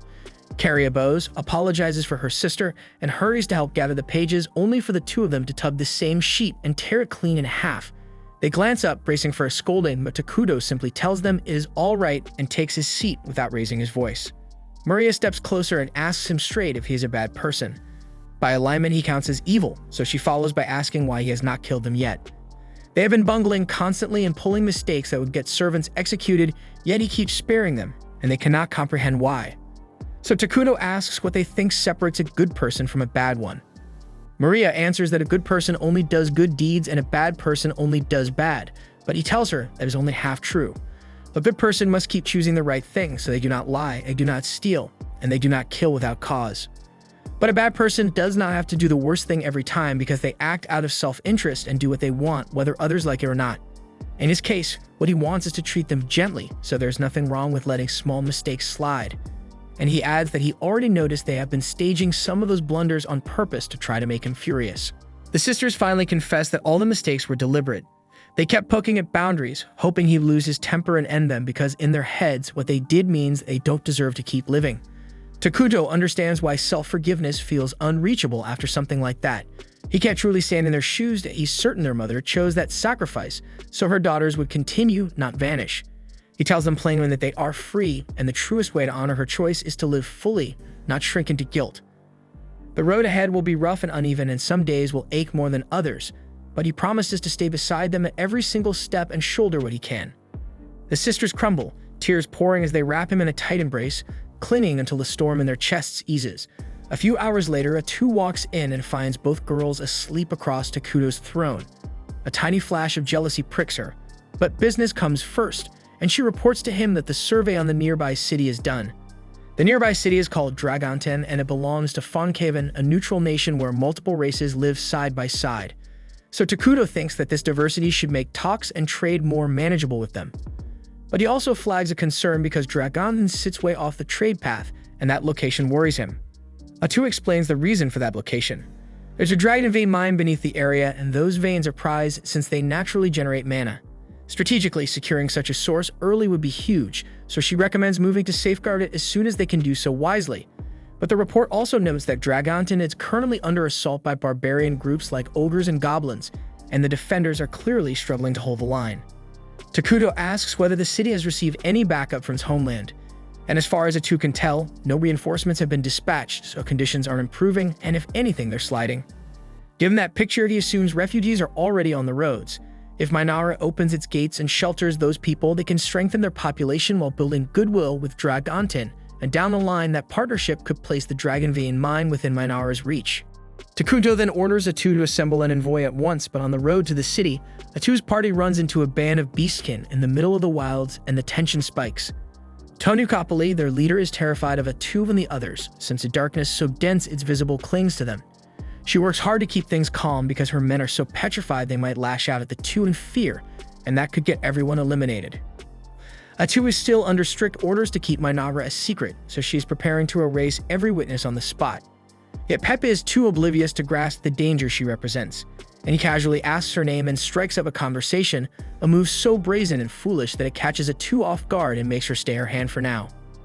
In time, the two groups manage to reach an understanding, and Atu learns that Tonukapoli's party is actually an envoy from Dragonton. That turns out to be a lucky break since it saves her the trip, so she invites Tonukapoli and her people to come meet the king of Manara. Tonukapoli is a little on edge since any king who can command someone as vigorous as Atu is bound to be frightening. And when she finally meets Takuto, it is worse than she imagined because all she can perceive is an endless gulf of darkness. So she's really starting to regret the choice she made before. Then we see that before they cross paths with Atu, the group had been attacked by a giant out in the barren lands. So Pip, one of the staff bearers, used grass magic to locate the giant and drag it down. Sadly, with brain power apparently stuck in the single digits, he doesn't think things through, so instead of finishing the damn job, he stands on its chest and starts demanding applause for his magic. And predictably, the giant tears free and flings Pape aside. But just before it can crush him, Tonukapoli steps in and weaves grass and earth magic together, pinning the giant hard against a rock, then tells her men to kill it. Tonukapoli then turns around and smacked the shit out of Peep's head, and told him to quit acting like a damn fool, because as the lone junior staff bearer, people's lives may one day hinge on his choices. Peep says he will try his best, yet he plainly fails to grasp how serious his role is. If giants keep battering Dragonton, it is only a matter of time before the city is wiped out, and they have no clue what is provoking the attacks in the first place. Their lone lead is a rumor about a calamity surfacing in the accursed lands, so Tonukapoli said she planned to investigate and drill a little responsibility into Pepe while she was at it. She dragged him along, and now she regrets that choice because one wrong move from him could get them all executed. Soon after, Peg blurts out and asks Takuto to be friends, and Tonukapoli panics, and speaking so brazenly to a king could merit execution. She apologizes and tries to cover for his outburst, but to her shock, Takuto actually seemed pleased by the offer and says he would be happy to be friends with him. Afterward, a welcoming banquet is prepared for Pepe and Tonukapoli's party, and once everyone takes their seats, Maria and Carria bring each of them a glass of apple juice. Tonukapoli sips and is astonished because she has never tasted anything this good, and the quality of the glassware here surpasses the work of the finest artisan on the continent. Pape loves the juice too, so he asks Maria for another pour, and before the extra drink even arrives, he bounds out of his chair and starts praising Maggie for his massive muscles. Then he goes to show off his magic to Moltar, and everyone lets him do as he likes, since Takuto seems fond of him. Takuto is struck by how effortlessly social Pepe is in any situation, and he is glad they managed to become friends, but he has never actually had a friend before and does not quite know what friends are supposed to do together. Then, while Tonukapoli scolds Pepe, Takuto caught his attention and asks whether he would like to play a game. The room falls silent for a moment because no one expected those words, and Takuto begins to feel awkward. Then Peep cheerfully agrees to play with him, so the two of them sit down together to play. They start with a game Peep invents on the spot, where each of them takes a single blade of grass and they tug against each other to see which strand snaps first. Tonukapoli fears Takuto might feel slighted by such a simple pastime, yet he's clearly having a great time. They keep playing for a while, and Pepe tries several of the games Takuto dreamed up. He says it was a blast and even suggests Takuto could sell them in Dragonton, but Tonukapoli slices him off because it isn't Peep's damn place to make important decisions on behalf of their city like that. Takuto is actually relieved that Pepe mentioned trade, since he's been planning to open negotiations with Dragonton for some time. But before he can move forward, he knows he'll have to put aside their personal friendship and approach the matter purely as a ruler. After they finish eating, Atu calls Tonukapoli over and asks her straight out why she came to the accursed lands in the first place. The question clearly unsettles her, but she answers honestly. Her homeland has been under relentless assault from the barbarians. Atu is startled that the barbarians are striking Dragonton when they typically steer clear of big cities, and Tonukapoli says that is exactly why she came to uncover what could be driving their behavior. Takuto then asks if that means Dragonton lacks the military strength to fight the barbarians effectively, and Tonukapoli's pulse jumps because if he learns how bad things are in Dragonton, Minara might decide to overthrow them rather than negotiate. She lies and says Dragonton still has sufficient power to drive the barbarians off, while insisting their unusual movements demanded inquiry regardless. Her explanation convinces everyone that Dragonton can still handle itself. But then Pepe, bless his big mouth, blurts out that he's confused, since earlier Tonukapoli told him they were here because Dragonton would be doomed if they don't learn why the barbarians are attacking. Edo can't help pitying Tonukapoli for having to wrangle Pete constantly, but she and Takuto make it plain that they have no designs on Dragonten so she can relax. For the moment, their attention is fixed on internal rebuilding, so launching wars or swallowing neighbors isn't on the agenda. The barbarians, though, are a different matter, and that threat cannot simply be shrugged off. Because if Dragonten were to collapse under the barbarians, Minara sits next door and would be the next target, which makes the problem theirs too. Tanuka is startled and asks if that means they're prepared to step in, because after overstretching to build a town by the Dragon Vein, Dragonten will topple if nothing changes. Atu turns to Takuto for the call, and he says he wants to stand by his friend, so he is willing to provide whatever aid is needed. Thrilled, Tanuka still asks what he wants in return, since the idiot Pape has already blurted how damn desperate Dragonten's situation is. Atu answers without ceremony that they want the Dragon Vein, and Tanuka had prayed that it would not come up, yet in her current bind she cannot refuse. Atu adds that there is no need to fret since she and Takuto are fine with joint stewardship of the Dragon Vein with Dragonten. For now, their man-to-man is small, but they want the exclusive right to decide the Vein's elemental conversion. That revelation stuns Tonukapoli because Minara already has the method to convert raw mana into elemental power, a milestone that would have taken Dragonten 10 more years. It becomes obvious that Minara's society is well ahead of theirs, so an alliance would pay huge dividends. Even so, tradition says the call belongs to Pepe. And he may be a fool at times, yet as the youngest staff bearer, he is by extension the nation's future ruler. He also reads people well, so she asks if he wants to proceed with the alliance, and Peep says he wants to be buddies with everyone in Minara. And with that settled, the two realms make the alliance official. Not long after, Atu convenes a strategy session to lock in the terms with Dragonten. Minara will ship a stream of consumables to their city, and in return, Dragonten will deliver metalware and everyday essentials. Molter welcomes the arrangement. Until now, they had leaned on Takuto to furnish those supplies, but the standout gain is direct access to the Dragon Vein. Credit also goes to Pepe, because if he hadn't blurted out Dragonten's true condition, Tonukapoli's bluff confidence would have held and diplomacy would have gone nowhere. In that case, Dragonten might have collapsed long before Minara could lend any help. Takuto even wonders if Pepe is actually a fool or if he nudged events on purpose to reach the best result. Switching topics, Atu says they need a plan for managing relations with Dragonten from here on. Maria and Curia trade puzzled looks and ask whether anyone actually knows what Dragonten is like as a country. They chase the negotiations so hard they forgot they have never set foot there, and real alliance maintenance means understanding an ally's culture and values. When Takuto was playing the game, forging friendship took a single tap, so it never occurred to him that keeping it now would demand sustained effort. Given the gaps, Atu proposes their first move be to scout the capital Crescent Moon, even though it sits far from Minara. However, a detailed look would take quite a while, so Takuto suggests postponing that for now, since the immediate priority is helping Dragonten repel the giants. Even so, Molter reminds them that visiting another nation isn't something you just do, there are protocols to follow. Maria and Curia then raise their hands and ask if they could simply go for fun, and childish as it sounds, the idea is actually smart. If they treat it as a friendly call before sending an official mission, they can set out immediately. Molter then volunteers to go, but Takuto feels he is far too senior to serve as a courier. To the other side, Molter would read as Minara's top arcane chancellor, which makes him a non-starter. The same logic applies to Nagi and Emil, whose posts are equally critical. What they meet is a trusted face that Takuto can vouch for, who is not overly high in rank. And right on cue, Maria and Curia lift their hands to volunteer. Takuto turns the idea down on the spot, worried the trip could be risky. Atu offers to take the assignment, but Molter reminds her she is Takuto's most trusted confidant, and aside from Takuto, arguably the most indispensable person present. Maria and Curia then step up to Takuto and remind him that he granted them the freedom to make their own choices. So right now they want to do everything they can to help him, even if it is risky.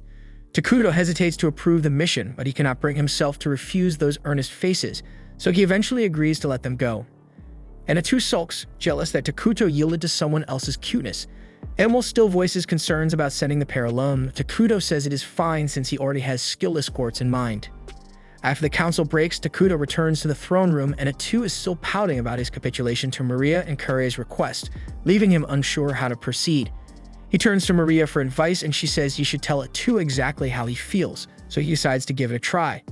He walks up to Atu and apologizes for making her feel uncomfortable.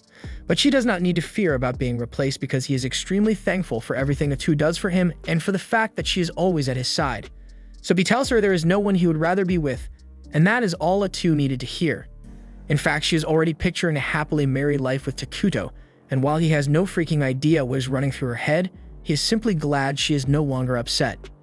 A little later, Takuto leaves Maria, Karia, and Atu to the clinic, though none of them understands why he brought them there since no one is ill.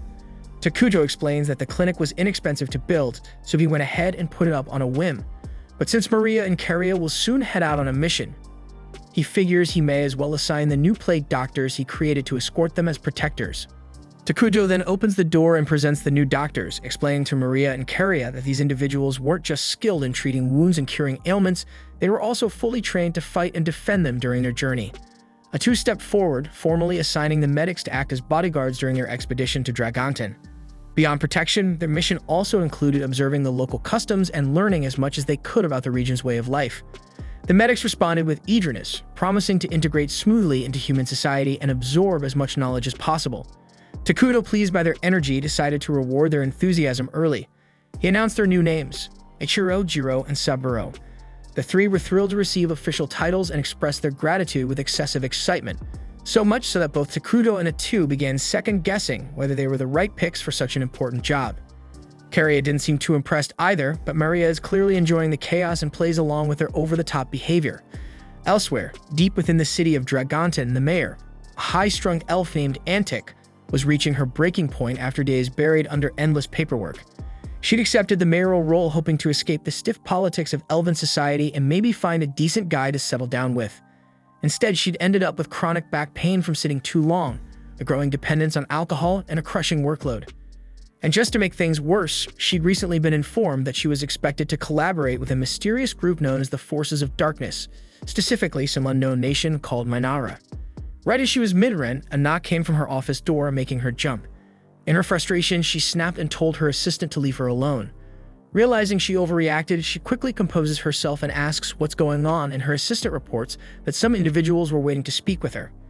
Antic asked if they had an appointment, and they didn't, so she scoffed and said her time was far too important to waste on unannounced visitors. But when the assistant mentioned that the guests were representatives from Minara, Antic immediately changed course. Understanding the weight of the visit, she sprang into action, prepared some tea, and headed off to meet Maria and Karia face-to-face. When Antic arrived at the designated meeting room, she presented herself as Dragonten's mayor and gave her guests a formal welcome. However, the three dark-cloaked figures standing silently behind Maria and Karia immediately unsettled her because she hadn't expected them. She couldn't help but question what Tonukapoli had been thinking when arranging a deal with people like this. Still, it was her duty to handle the situation, so she composed herself, took a seat, and thanked them for making the long journey. Maria and Karia then introduced themselves as official envoys of Minara, and Antic responded with polite compliments, acknowledging their manners. But beneath her composed expression, she was far more focused on the fact that they're dark elves, and that alone would have been enough to make her wary. She also found the trio standing behind them suspicious and silently guessed they were elite assassins. Still, she buried her doubts and continued the meeting with a friendly attitude. She apologized for not arranging a proper reception, explaining that their arrival was unexpected, but Maria and Karia assured her that it wasn't an issue. As Antic reflected, she remembered something Tonukapoli had mentioned before, two dark elf twins being personally trained by the king of Minara, marked as future leaders. Now that they were sitting directly across from her, she felt her nerves spike. One wrong move and she could be responsible for sabotaging Dragonten's diplomatic future. Trying to stay calm, she asked what brought the pair to her city.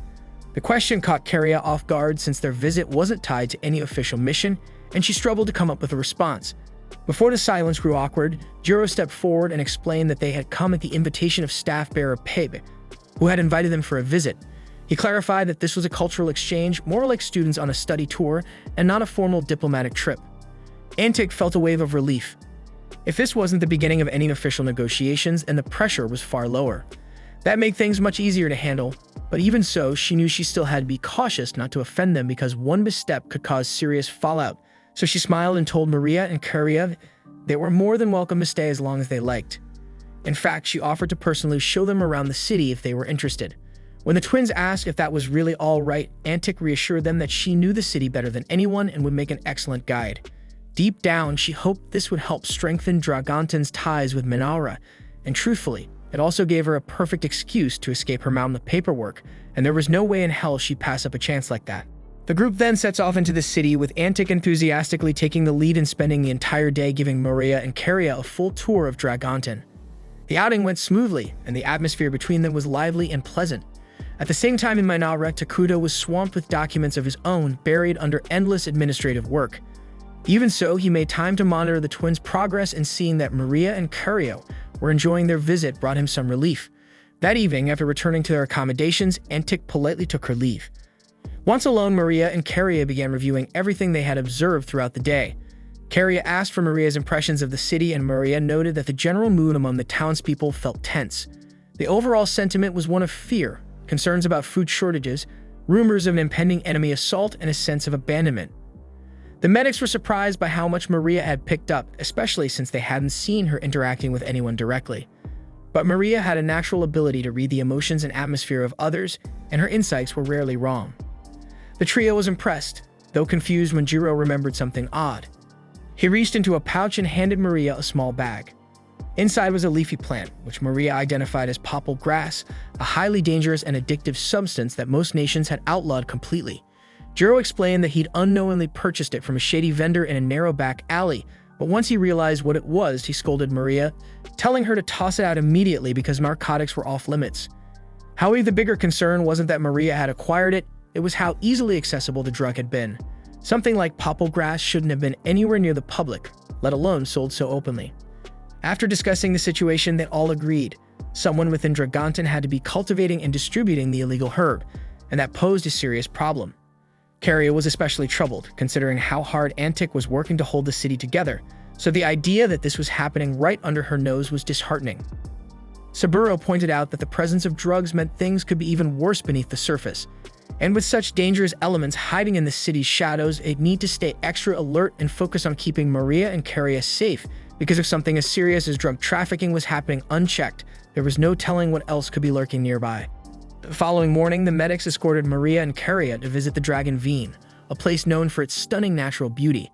The two were taken aback by the sheer number of glowing crystals scattered across the area, each one sparkling with magical energy. Their awe was interrupted when a stranger approached them. Introducing himself as Vesta, he casually remarked how the terrain here was ideal for cultivating popple grass. Curio responded with courteous formality, greeting him and then firmly requesting he get to the point and explain why he had approached them. Vesta said he heard they were official envoys from Minara.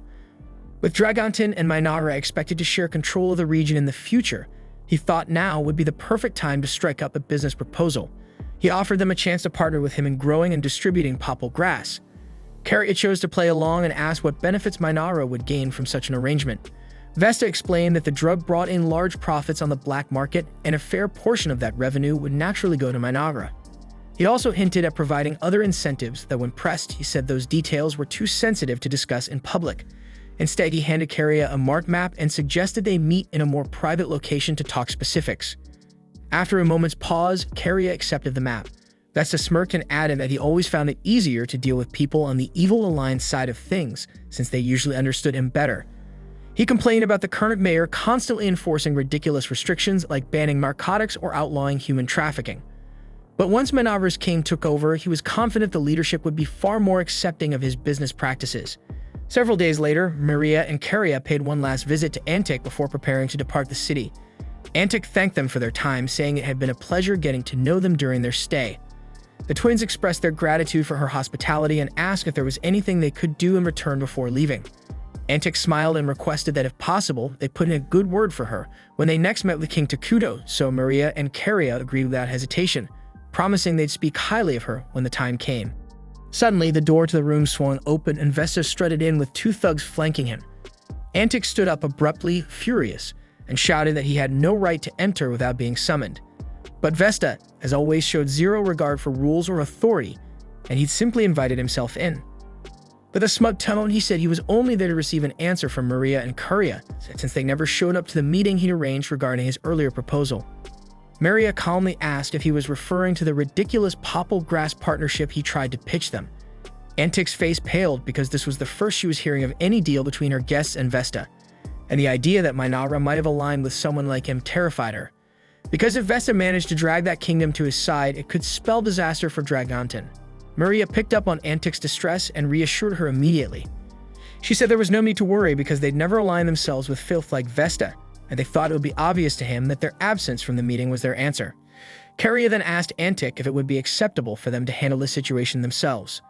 Though Vesta was clearly detestable, she wanted to avoid causing an international stir by taking unauthorized action. Antic told them they were free to do as they pleased because Vesta had been a menace to the city for too long, and it was about time someone put him in his place. On cue, the medic stepped forward, ready to deal with him. But strangely, Vesta didn't look intimidated in the slightest. In fact, he grinned with confidence and held up a syringe, and inside were concentrated extracts of the popple plant, and according to him, a single dose was potent enough to turn anyone into a hopeless addict with no will of their own. Maria and Carria exchanged a look because they knew exactly what his plan was, and he came here intending to use the drug against them, so they asked if he really thought through what he was doing. Sure, they might seem like harmless girls, but laying a hand on them meant declaring war on the kingdom of Minara, and their king Takuto wasn't someone to cross lightly. But Vesta, blinded by arrogance, believed he could simply control the situation. His brilliant plan was to enslave Maria and Carria with the drug and use them to blackmail Takuto. What he didn't factor in was the presence of the 3 loyal guards standing between him and the girls. He handed the sirens to his men and ordered them to seize the twins. But before they could make a move, a sword flew across the room and embedded itself into the wall, mere inches from Vesta's head. Spinning around in shock, he found his henchmen lying in mangled heaps, taken down in an instant. Back in Minara, Takuto was enjoying a peaceful tea break with Atu. He looked quite satisfied, reflecting on how useful the medics had turned out to be during Maria and Carria's mission, because their contribution had far exceeded his expectations. And speaking of them, Emil was still curious about Takuto's decision, and asked why send medics along with the twins instead of a standard squad of warriors. So Atu clarified with a calm smile that the 3 weren't ordinary healers. They adored humans and demi-humans, perhaps a little too much. Though masters of medical science, they had a dark side as well. While they could stitch a body back together with expert care, they also had a habit of snacking on brains every now and then, so when provoked, they were utterly terrifying. At the same time in Dragonton, the so-called medics had just finished slicing Vesta's henchmen apart with clinical accuracy. Now the trio was bouncing gleefully around the room, holding up pieces of flayed skin like prize trophies for their collection.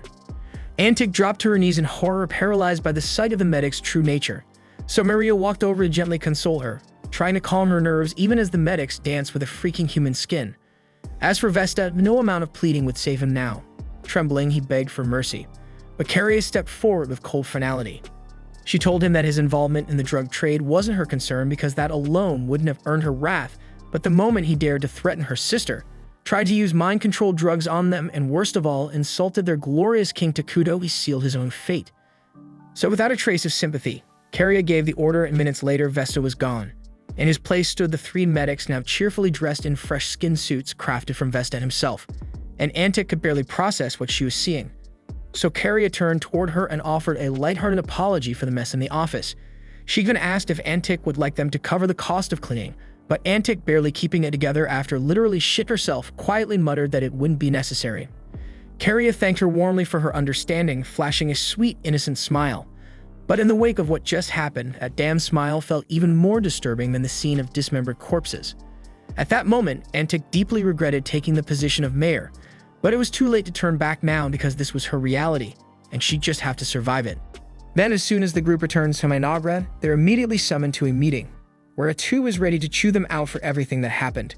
But before she starts laying into the rest, she turns to Takuto and demands to know why he didn't step in, especially since he had been monitoring the whole freaking situation from the start.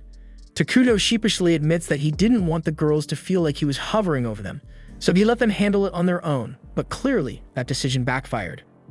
Atu reminds Maria and Carria that she had specifically told them to keep their violent tendencies in check. Yet despite the warning, they still enthusiastically gave the medics the green light to execute people. As for the medics themselves, even if it was necessary to eliminate Vesta and his men, they went way over the damn line by skinning him alive in front of Antic. Fuming, Atu announces that none of them are allowed to leave until they've each written a thorough apology essay, promising to behave better next time. Several hours later, the team regathers in the strategy room to go over Dragonton's current situation. Based on the intel brought back by the twin scouts, Dragonton is in serious trouble. The city lacks the resources to maintain public order, crime is running rampant, and on top of that, they're constantly under attack from barbarians. According to the report, the enemy forces mostly consist of goblins, orcs, and the occasional hill giant. While the goblins and orcs don't pose much of a threat, the hill giants are becoming a major problem. They've started showing up in small groups around the outskirts, and the frequency of their attacks is increasing steadily, so Dragontan's defenses are struggling to keep up. Molter speculates that part of the issue may be that Dragon lacks the necessary detection capabilities to anticipate these assaults. Normally, the sharp instincts of beastmen would help catch enemy movements early, but their scouts are likely overwhelmed and burned out from the non-stop battles. Regardless, if nothing changes soon, Dragontan is likely to collapse. So Nabi suggests dispatching a substantial force from Minara to reinforce the city's defenses. Emil agrees that Dragon needs help, but she's hesitant about splitting up Minara's manpower. Setting out their current labor units would leave critical sectors like agriculture and construction short-staffed. Atu then speaks up, stating that she'll personally be joining the mission, meaning they won't need to send a large number of troops. The others are caught off guard by Atu's decision, but given her ability to absorb skills from enemies, it makes perfect sense that she'd want to be on the front lines. Since she'll be away, someone needs to handle her day-to-day responsibilities, so Molter steps up and offers to take over the administrative workload. And Nagi follows up by volunteering to manage national defense in her absence. But the moment Emil hears that, her expression shifts to concern. Up until now, Minara's entire defense strategy has heavily leaned on Atu being around, and with all due respect, Nagi by himself isn't exactly an impenetrable wall if the nation ends up under siege. Nagi doesn't argue because she's got a point, but thankfully, Takuto had already anticipated this. He tells everyone that he's about to summon Isla, the new hero who will act as the pillar of their defenses while Atu is deployed. Molter thinks the timing couldn't be better because all the required materials Takuto asked for have already been gathered and prepared. The entire group applauds Takuto for thinking ahead and setting things in motion before the need even arose. But in truth, Takuto had no clue things would escalate this fast. It's total luck. But if they want to see him as some strategic genius, he's not going to correct them. And with the key topics settled, Atu turns to Takuto and asks if he has any final comments. The entire planning session went more smoothly than expected, so Takuto was honestly surprised by how easy it all felt. Because back when he used to play the game during his hospital stay, he had to handle everything by himself, and it took a lot of mental effort. But now he has dependable allies by his side. He then tells them they're doing a fantastic job, and his praise fires everyone up to work even harder moving forward. Then once the meeting concludes, Takuto steps outside to the massive pile of resources they spent weeks stockpiling so they can summon Isla. They had to cut back on rations and conserve materials to build this much, but now they're about to see the results of that investment. Maria and Karia ask what kind of person Isla will be, but Takuto admits he doesn't really know. Other than Atu, Isla will be the first hero he's ever summoned into this world, so the outcome is a complete unknown. Atu steps in and swears that if things go sideways, if Isla ever turns on Takuto, she'll do whatever it takes to protect him. Her confidence is enough to calm his nerves, but even so, Takuto gently tells her to look after herself too, because losing her is something he absolutely can't afford. Takuto starts the hero summoning ritual, and as the vast pile of materials is consumed, a glowing cocoon takes shape midair. Isla is about to emerge at any moment, and Takuto braces himself, heart pounding in anticipation. But to his relief, his worry turns out to be unnecessary, because the instant Isla opens her eyes and sees him, she lowers her head in reverence and thanks him for allowing her the honor of addressing him. She formally introduces herself as the sovereign of all insects and pledges unwavering loyalty to Takuto and the kingdom of Minara. Takuto feels a wave of reassurance wash over him because Isla is still on their side, but just to be sure, he gently asks if she remembers who he is. She takes a moment, but soon enough, recognition dawns. She identifies him as the same Takuto who once played the game endlessly, year after year. She beams, clearly happy to see him again, but before their reunion gets too emotional, Atu steps forward and cuts in. She firmly asks Isla if she's truly serious about devoting herself to Takuto in this world. Isla turns to her, remembering her from back then, and smiles. She finds Atu's serious tone amusing and gives her a playful pat on the head. Atu flushes red with embarrassment, insisting she just answer the question already. With a soft laugh, Isla replies that she wouldn't want to serve anyone else. Takuto was the only player who ever unlocked her true potential, so it's a privilege to stand beside him once more. Then shifting gears, she asks Takuto to fill her in on the current state of affairs as she still doesn't know what exactly her role here entails. Sometime later, the three of them are back in the palace and Takuto has just finished explaining everything to her. Isla now fully understands that she's been summoned to act as Minara's defensive hero, allowing Atu to go forward with her expedition without leaving the capital vulnerable. Even though she knows this is the best course of action, Atu can't hide her reluctance. Ever since arriving in this world, she and Takuto have been together constantly. This will be their first extended separation, and she knows they're both going to feel the absence. The following morning, Atu says her goodbyes and heads out for Dragonton with a small unit of soldiers. With her departure, Isla officially steps into her role. She vows to do her part to ensure Takuto enjoys this game of theirs. But after spending just one day with him, she quickly realizes something. Takuto doesn't really do much by himself. It's already midday, and he's still fast asleep on the throne. Maria and Karia then stroll in and casually mention to Isla that Takuto always sleeps in until noon, and when he goes beyond that, it's usually Atu who wakes him up. Isla frowns, clearly unimpressed, so she turns to Takuto and tells him that, as the king, he's setting a terrible precedent by lazing around that late into the day.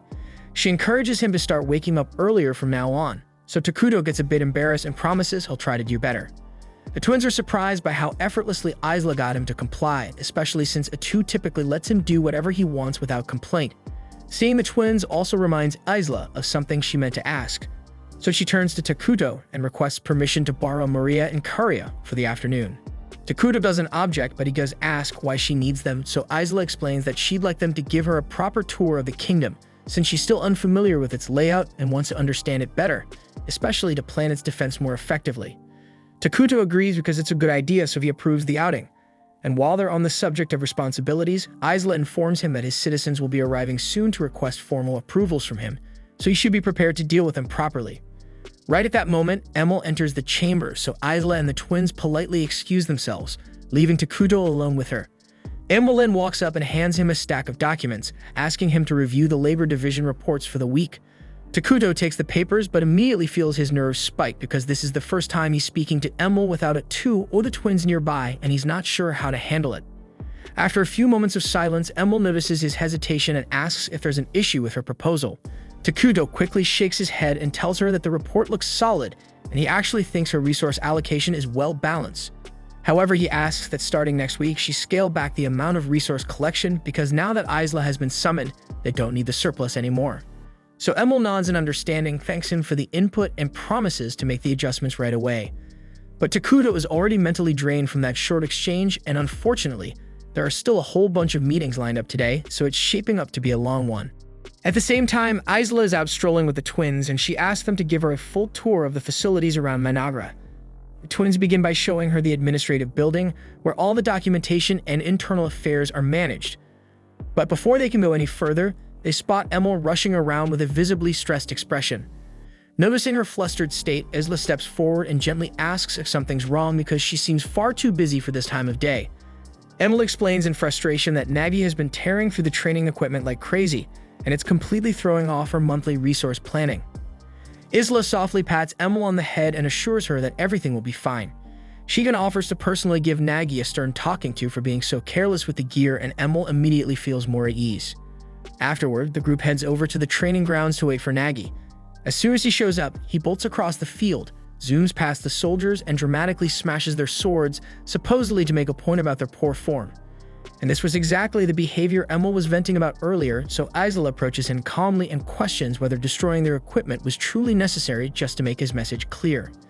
Maggie quickly starts stumbling through an apology, saying he got a little too into it during the training session and didn't realize how excessive he was being. Isla places a reassuring hand on his head and says it's alright, so long as he understands the damage he caused. Still, she urges him to be more thoughtful moving forward. Just then, a bell rings in the distance, so Isla turns to the twins and asks what the sound means, and they explain that it signals the start of dinner. They invite her to come eat with them, and soon, everyone gathers in the central square for the communal meal. Meals are held like this because it helps reduce waste, because preparing food for everyone at once is far more efficient than having individuals cook separately. The Dark Elves approach Isla and inform her that a grand dinner has been prepared in her honor, should she choose to attend. They insist that she dine with the fine plates and utensils reserved for high-ranking figures, saying it would be improper for someone of her status to use standard cutlery. But Isla gently declines and reminds them that she's the defense hero of the kingdom, and that role means protecting the people. To serve properly, she believes it's essential that she experiences daily life the same way they do. Later in the middle of the night, Isla goes for a quiet walk through town, using the time to brainstorm potential defensive plans for the kingdom. As she passes by Maria and Karia's residence, she hears faint noises coming from inside. Curious, she steps in to investigate and is surprised to find the twins curled up in a corner quietly sobbing. Concerned, Isla gently asks what's wrong, so the girls explain that they had a dream, and now they can't fall back asleep. Isla crouches beside them and softly offers to listen if they want to share. The twins nod and begin describing how every few nights they dream about their mother, replaying all the happy memories they had with her. But every time they wake up, the pain of reality hits again. They remember that she's gone, and that sorrow always lingers afterward. However, they quickly add that since meeting Takuto, those dreams have become far less common. In fact, this was the first time in a long while that it happened, so they reassure Isla that she doesn't need to worry too much. Still, Isla can't help but feel protective, and she gently suggests staying with them for the night, just in case the dreams come back. That way, if they wake up scared or upset again, she'll be right there to comfort them. The twins feel much more at ease with Isla nearby and manage to fall asleep with a sense of security. The following day, Isla meets up with Takuto to go over a few topics. After some discussion, they both agree that establishing a school or academy should be the next step in their construction plans. With no current wars or immediate threats, there's little reason to expand their military. Focusing on education makes more sense right now. While on the subject of conflict, Isla asks how Atu is doing over in Dragonten, so Takuto closes his eyes and taps into their shared connection to check in on her, and what he sees instantly perks him up because Atu seems to be in a rather entertaining situation at the moment. And we see dozens of giants barreling straight toward Atu, and for most people, that would be a nightmare. But for her, it's hardly a challenge. With a relaxed flick of her tentacles in their direction, the entire wave of giants is reduced to bloody chunks in an instant. Antic watches from behind, caught between awe and horror. Honestly, it's more horror, especially since this show of force is even more terrifying than what happened during the medic's incident. Atu notices that Antic looks like she's on the verge of a breakdown, so she kindly tells her that she can take a breather if she wants because there's nothing left to worry about on the front lines, and Antic is clearly relieved and thanks her for the gesture. Later on, Atu takes a seat beside Molter while the townsfolk of Dragonten show unexpected kindness toward them. One of the citizens even brings Atu a refreshing drink to help her relax. Molter had assumed that, after witnessing her full transformation, the people would be too scared to even come near her. But surprisingly, they've adapted quickly. Oddly enough, the credit goes to Pepe, who casually compared her to an octopus when Atu first revealed her real form. Since then, the people of Dragonten have just accepted her as some kind of octopus demi-human. Atu finds that description mildly insulting, but at this point, correcting everyone would be more trouble than it's worth, so she just rolls with it. Shifting focus, Molter asks how her project of absorbing abilities from the fallen giants is going. Atu responds that it's going better than expected. The skill sets these giants possess turned out to be far more impressive than she initially imagined, so she's gotten a lot of mileage out of them, though she still can't figure out how they even gained those skills to begin with. Right then, Atu picks up on something unusual. Her gaze shifts toward the horizon where she spots a lone giant making its way toward the city. And this leads right back to one of the strange problems surrounding the giants. No matter how much effort they pour into surveillance, no one, not even Atu or Molter, ever notices these giants until they're practically at the city gates. Moments later, Antic rushes in with a report about the incoming threat. She hurriedly informs Atu, but Atu cuts her off mid-sentence, saying there's no need to worry because she'll take care of it personally. And then Atu charges out toward the battlefield, leaving Antic stunned. She worries that Atu might be rushing in without thinking it through, but Molter calmly assures her that no creature as weak as a hill giant could possibly take Atu down. He says they should just stay put, and she'll be back shortly after finishing the job. Still, just standing around would be boring, so Molter decides to help speed things up. He pulls out his staff and begins chanting the new spell he recently learned, Land of Ruins. Then a dense, ominous fog spreads out around the approaching giant. Inside this zone, any allies receive powerful buffs, while enemies grow significantly weaker. With the field tilted in Atu's favor, the fight should be over before anyone even blinks. Atu gladly takes advantage of the support spell and wastes no time drawing her blade, unleashing one of the sacred sword techniques she acquired to slice the giant cleanly in half. It's all going according to routine, and Atu prepares to turn back toward the city until something odd catches her eye. Instead of a corpse, the remains of the giant vanish into thin air, and in their place, a pile of gold coins materializes on the battlefield. She immediately contacts Takuto to report the anomaly, but he's just as puzzled as she is. This sort of thing never happened during any of his sessions with Minara when it was still a game. She then checks with Molter to see if this was some hidden mechanic or local phenomenon, but he's equally baffled. Not only have they never seen coins appear like this before, but the patterns engraved on them are completely unfamiliar, making it impossible to trace their origin. That's when Takuto gets an idea, and he asks Atu to link her vision with his so he can get a direct look at the coins. Once her sight is shared, Takuto studies the markings carefully, scanning his memory for anything even remotely similar. After a bit of thinking, he recalls an RPG played in the past called Brave Questus, and he's certain that game used coins bearing this exact crest. At the same time, far to the north, in a ruined city left in the wake of Arakino's destruction, the saint and her holy knights are making their way through the devastated streets. But just as the knights begin to assess the situation, their heads explode simultaneously. And the cause, of course, is none other than Arakino herself. This is now in the 17th encounter between her and the saint, who still can't understand how this lunatic keeps coming back to life. Arakino responds mockingly, stating that she has indeed died 17 times so far at the saint's hands. But if they're talking about records, Arakino thinks it's a little unfair how insanely strong the saint is. Arakino's no weakling, but she's never gotten close to winning, and her deaths are always painfully brutal. The saint cuts her off, accusing her of stalling for time, which Arakino admits is true. With her trick exposed, she immediately begins manipulating the corpses around them, including the recently slain knights, raising them all at once and sending them to attack. The saint is visibly disgusted by the display, but still, her resolve is unwavering. So she grips her staff and calls forth a searing inferno that wipes out the reanimated bodies in one burst.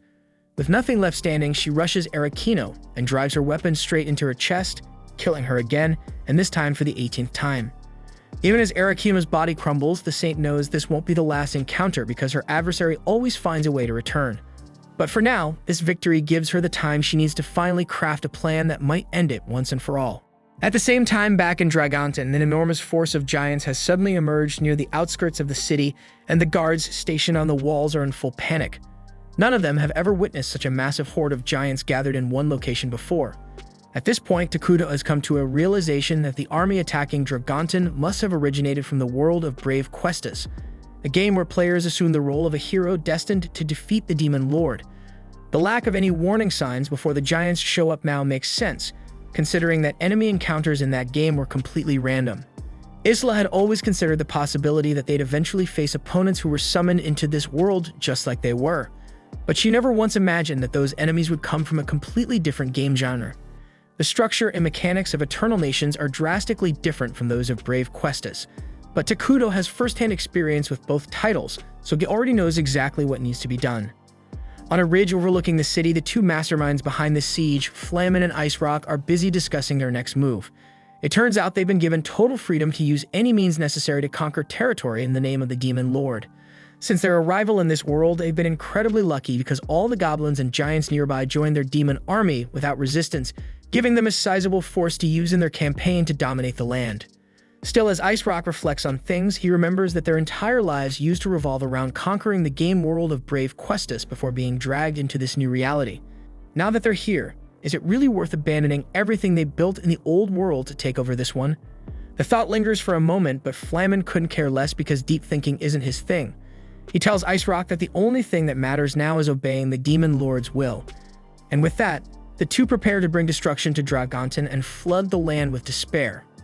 At Ice Rock's command, the horde of monsters surges forward toward the city, and then he asks Flamin if he plans to join the battle.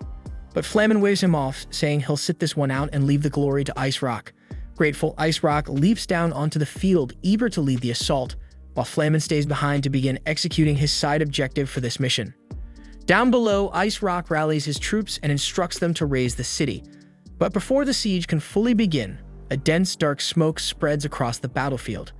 And the moment it settles, the monsters begin coughing and wheezing, choking on the toxic air. Ice Rock and his mage assistant are taken aback because they've never seen a magical effect like this before.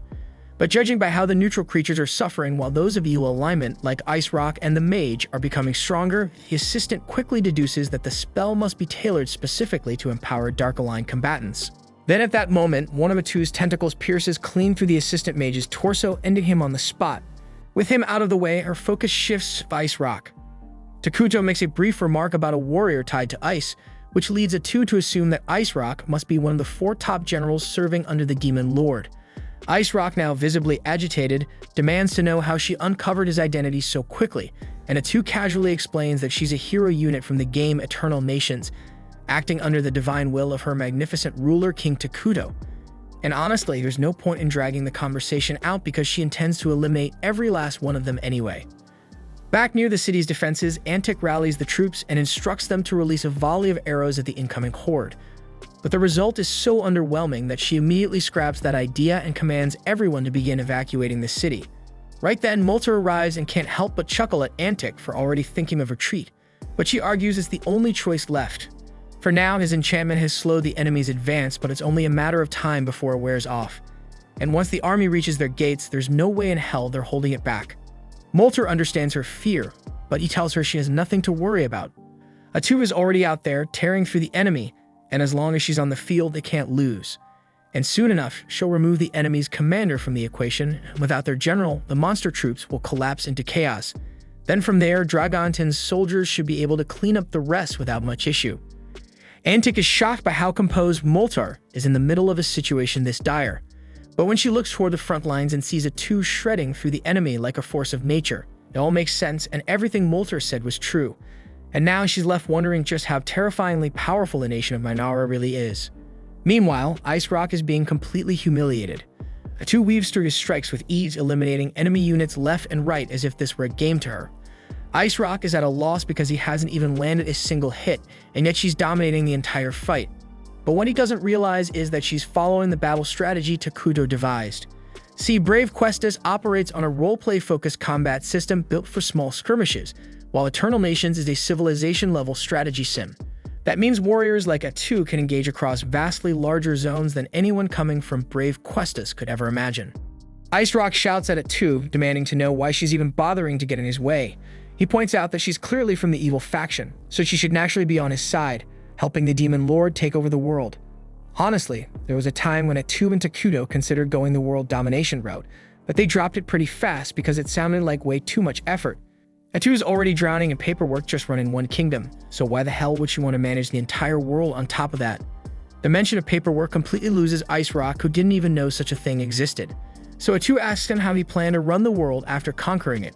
She chuckles and says he probably came straight out of one of those RPGs where nobody bothered writing a backstory for the mid-boss.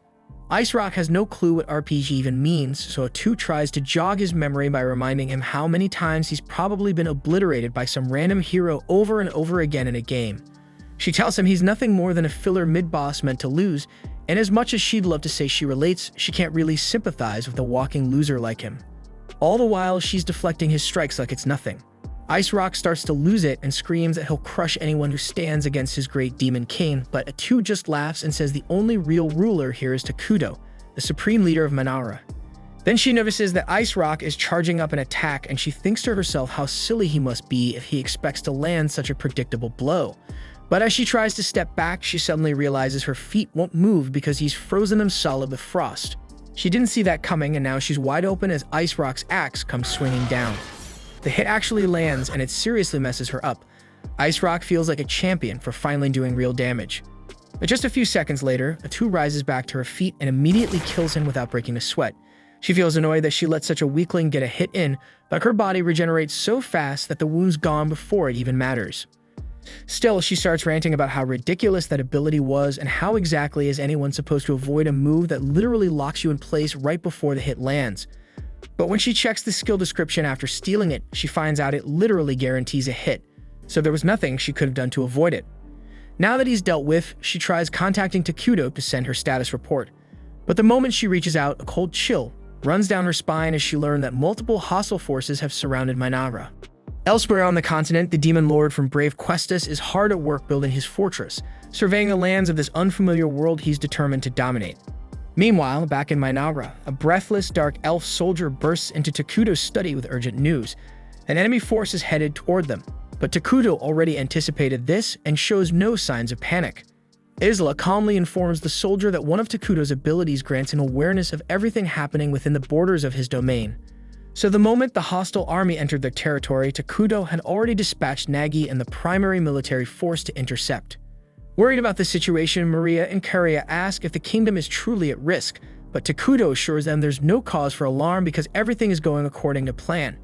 Isla then raises a valid concern that the Demon Lord leading this assault might be a fellow player like Takuto, but Takuto is way past the point of caring.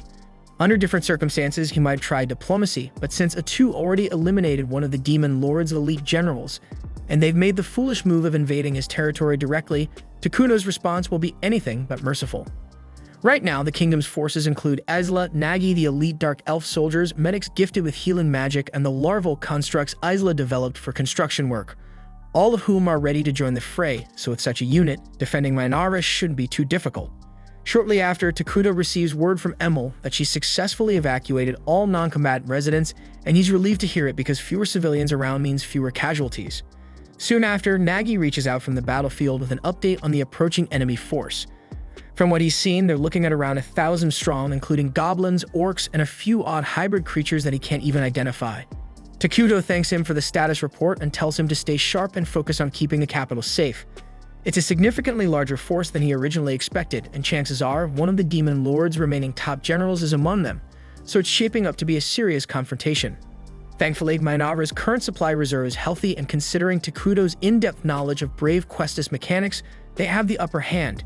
Isla assumes he intends to use their resources to summon new combat units, but to her surprise, Takuto informs her that he's pouring all of it into her. He tells her to reach the next tier as soon as possible and unlock both the predation and parasitive egg abilities. And once she has those under her belt, she'll be more than capable of tearing through the enemy ranks without breaking a sweat. Takuto explains he's already got a solid red on the power level of the 4 generals thanks to watching the 2's battle with the Ice General. Based on that, he believes Esla, now significantly powered up, should be able to handle one of them without much difficulty. Hearing that boosts Esla's morale, and she humbly thanks Takuto for placing that much trust in her. And with renewed determination, she promises to meet his expectations and heads out to join the battlefield. But before she takes off, Takuto gives her one last word of caution.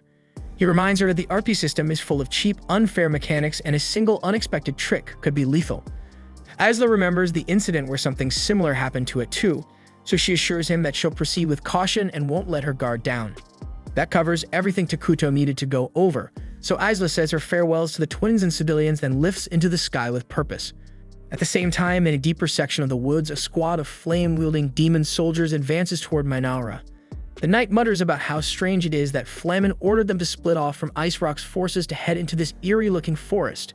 The mage accompanying him offers a theory that Flamen might have launched this mission without the Demon Lord's knowledge and might actually be planning a betrayal in the near future. That stuns the knight, who asks what would drive Flamen to turn against his own leader. The mage explains that while most of them were abruptly summoned to this new world, Flamen and the Demon Lord had a completely different experience. He's just about to elaborate when something moving through the trees catches their attention. They stop marching and turn to see what it is, and soon a lone orc scout stumbles out from the underbrush, and at first they assume it's just one of their own units returning with intel. But as the creature steps into view, it becomes clear that something is deeply wrong. The mage warns it to stay back, and as the orc steps closer, it finally sees it clearly. Its entire body is covered in throbbing, tumor-like bulges. The orc begs them for help, not understanding what's happening to him, but by then it's already too late. In a gruesome moment, countless of Esla's larvae burst out from every inch of the scout's skin, swarming toward the fire soldiers like a living storm. The squad breaks into panic, slashing at the swarm in desperation, but there are far too many to handle, so the mage shouts for everyone to fall back and regroup outside the forest, hoping to escape the ambush. But just as they start to retreat, a mocking voice calls out from the trees, ridiculing them for trying to run away so quickly. That shit only pushes the troops into full-blown panic, and both the knight and the mage shout at the unseen attacker to reveal themselves. But what they definitely didn't expect was a freaking 10-foot-tall mantis stepping out of the shadows. As Isla emerges from the tree line, she taunts them, saying that if they truly wanted to call themselves creatures of darkness, they should have fought with more cruelty and precision, something she's about to demonstrate firsthand. Needless to say, they never stood a chance because within moments, the entire squad lay slaughtered, and Isla is left wondering if it's even worth consuming their remains since they don't look like they provide much nourishment. But right then, her senses pick up something strong heading her way. She turns toward it and asks whether the newcomer intends to avenge the soldiers she just butchered. But Flamen admits that he doesn't give a damn about them, and he introduces himself as one of the Demon Lord's 4 generals. Isla perks up at that, genuinely pleased that one of the big shots came to her instead of making her track him down, which saves her some legwork. Flamen is startled that Isla knew he'd be here, but she calmly explains it was only logical. An army that large needed a commanding figure behind it, and once the commander falls, the rest are bound to scatter, just like what happened to Ice Rock back in Dragonton. That bit catches Flamen off guard because he didn't know Ice Rock had already been taken out so soon. Then again, he mutters that the fool never was very bright, so his downfall was only a matter of time. Isla interrupts and scolds him for trash-talking a comrade, but Flamen just smirks and says he never cared for Ice Rock anyway. He adds that Ice Rock was the weakest of the generals, while he himself is leagues beyond him in strength, so Isla had better not assume she'll take him down so easily. Isla just smirks at his confidence because she finds it kind of cute that he's already decided how this will end. But Flamen isn't bluffing, he truly believes he's far above her, and once he's finished turning her to ash, he says he'll personally march into Minara, tear her pathetic king off his throne, and put an end to him too. Up until that moment, Isla had been treating the conversation with casual mockery, but the instant Flamen insulted Takuto, the playful attitude vanished and was replaced with cold fury. Flamen notices this shift but scoffs, thinking it won't change a thing. He ignites his aura, leaps high into the air, and hurtles toward Isla, sparking the first clash of their battle. At the same time in the city, the twins keep watch outside Takuto's chamber while he focuses his abilities to monitor the battlefield. From what he can sense, Isla has just begun clashing with Flamen, but he's not the least bit concerned. They've already proven that Minara's heroes hit far harder than anything spawned by the RPE system. So as far as Takuto's concerned, it's only a matter of time before Isla wins her fight, just as the two once did. Meanwhile, to the south, Nagi and the Dark Elf warriors have established a defensive perimeter around the capital, holding back any of Flamen's troops attempting to advance, and Emil is busy handling the evacuation of civilians. So on the surface, everything seems to be running smoothly, yet Takuto feels an uncomfortable weight in his chest, as though disaster is creeping closer. The twins pick up on his unease and ask what's wrong, but Takuto can't put his finger on it. He even asks if they can think of any overlooked variables, but they're just as stumped as he is. Back on the front lines, Isla and Flamen have been trading blows for several minutes. Flamen admits he's impressed because he didn't expect the monsters of this world to possess such strength. Hearing him sneer and call her a freak infuriates Isla, so she unleashes a horde of her larvae, swarming him from every angle. Under normal circumstances, that would have been the end of him, but Flamen incinerates them with his flames, reducing them to ash and tearing free. With a grin, he mocks her, saying it isn't fair that she's the only one summoning minions. He spreads his arms, and in seconds, squads of orcs and goblins are conjured around him. Isla is caught off guard because she hadn't realized Flamen could summon as well. Worse yet, his technique doesn't seem to drain resources, meaning he can do it as often as he pleases. Isla narrows her eyes, intrigued, and suddenly calls for a pause, saying she has a question. But Flamen has no interest in entertaining her curiosity, and instead of answering, he hurls volleys of fireballs, forcing Isla to shield herself with fresh swarms of larvae. He then orders his summoned troops to rush her, but Isla infects them with her parasites, twisting them under her control and forcing Flamen to retreat a step. Using that brief respite, she finally asks why he chose to attack Minara at all, because splitting off from the Dragontan invasion sounded like a pretty dumb idea even by villain standards. Flamen responds by telling her that if her so-called king hasn't filled her in yet, then maybe she ought to rethink where her loyalties lie. Isla, however, has no idea what he's referring to, and even if she did, nothing could ever shake her devotion to Takuto. Flamen had expected that kind of answer, but actually hearing it out loud irritates him more than he expected, so he snarls and demands to know what she thinks her purpose is. With steady conviction, Isla replies that she is a champion of Minara and a sworn servant of King Takuto. That response only makes Flamen angrier because he can't wrap his head around how she can speak the word servant with such pride.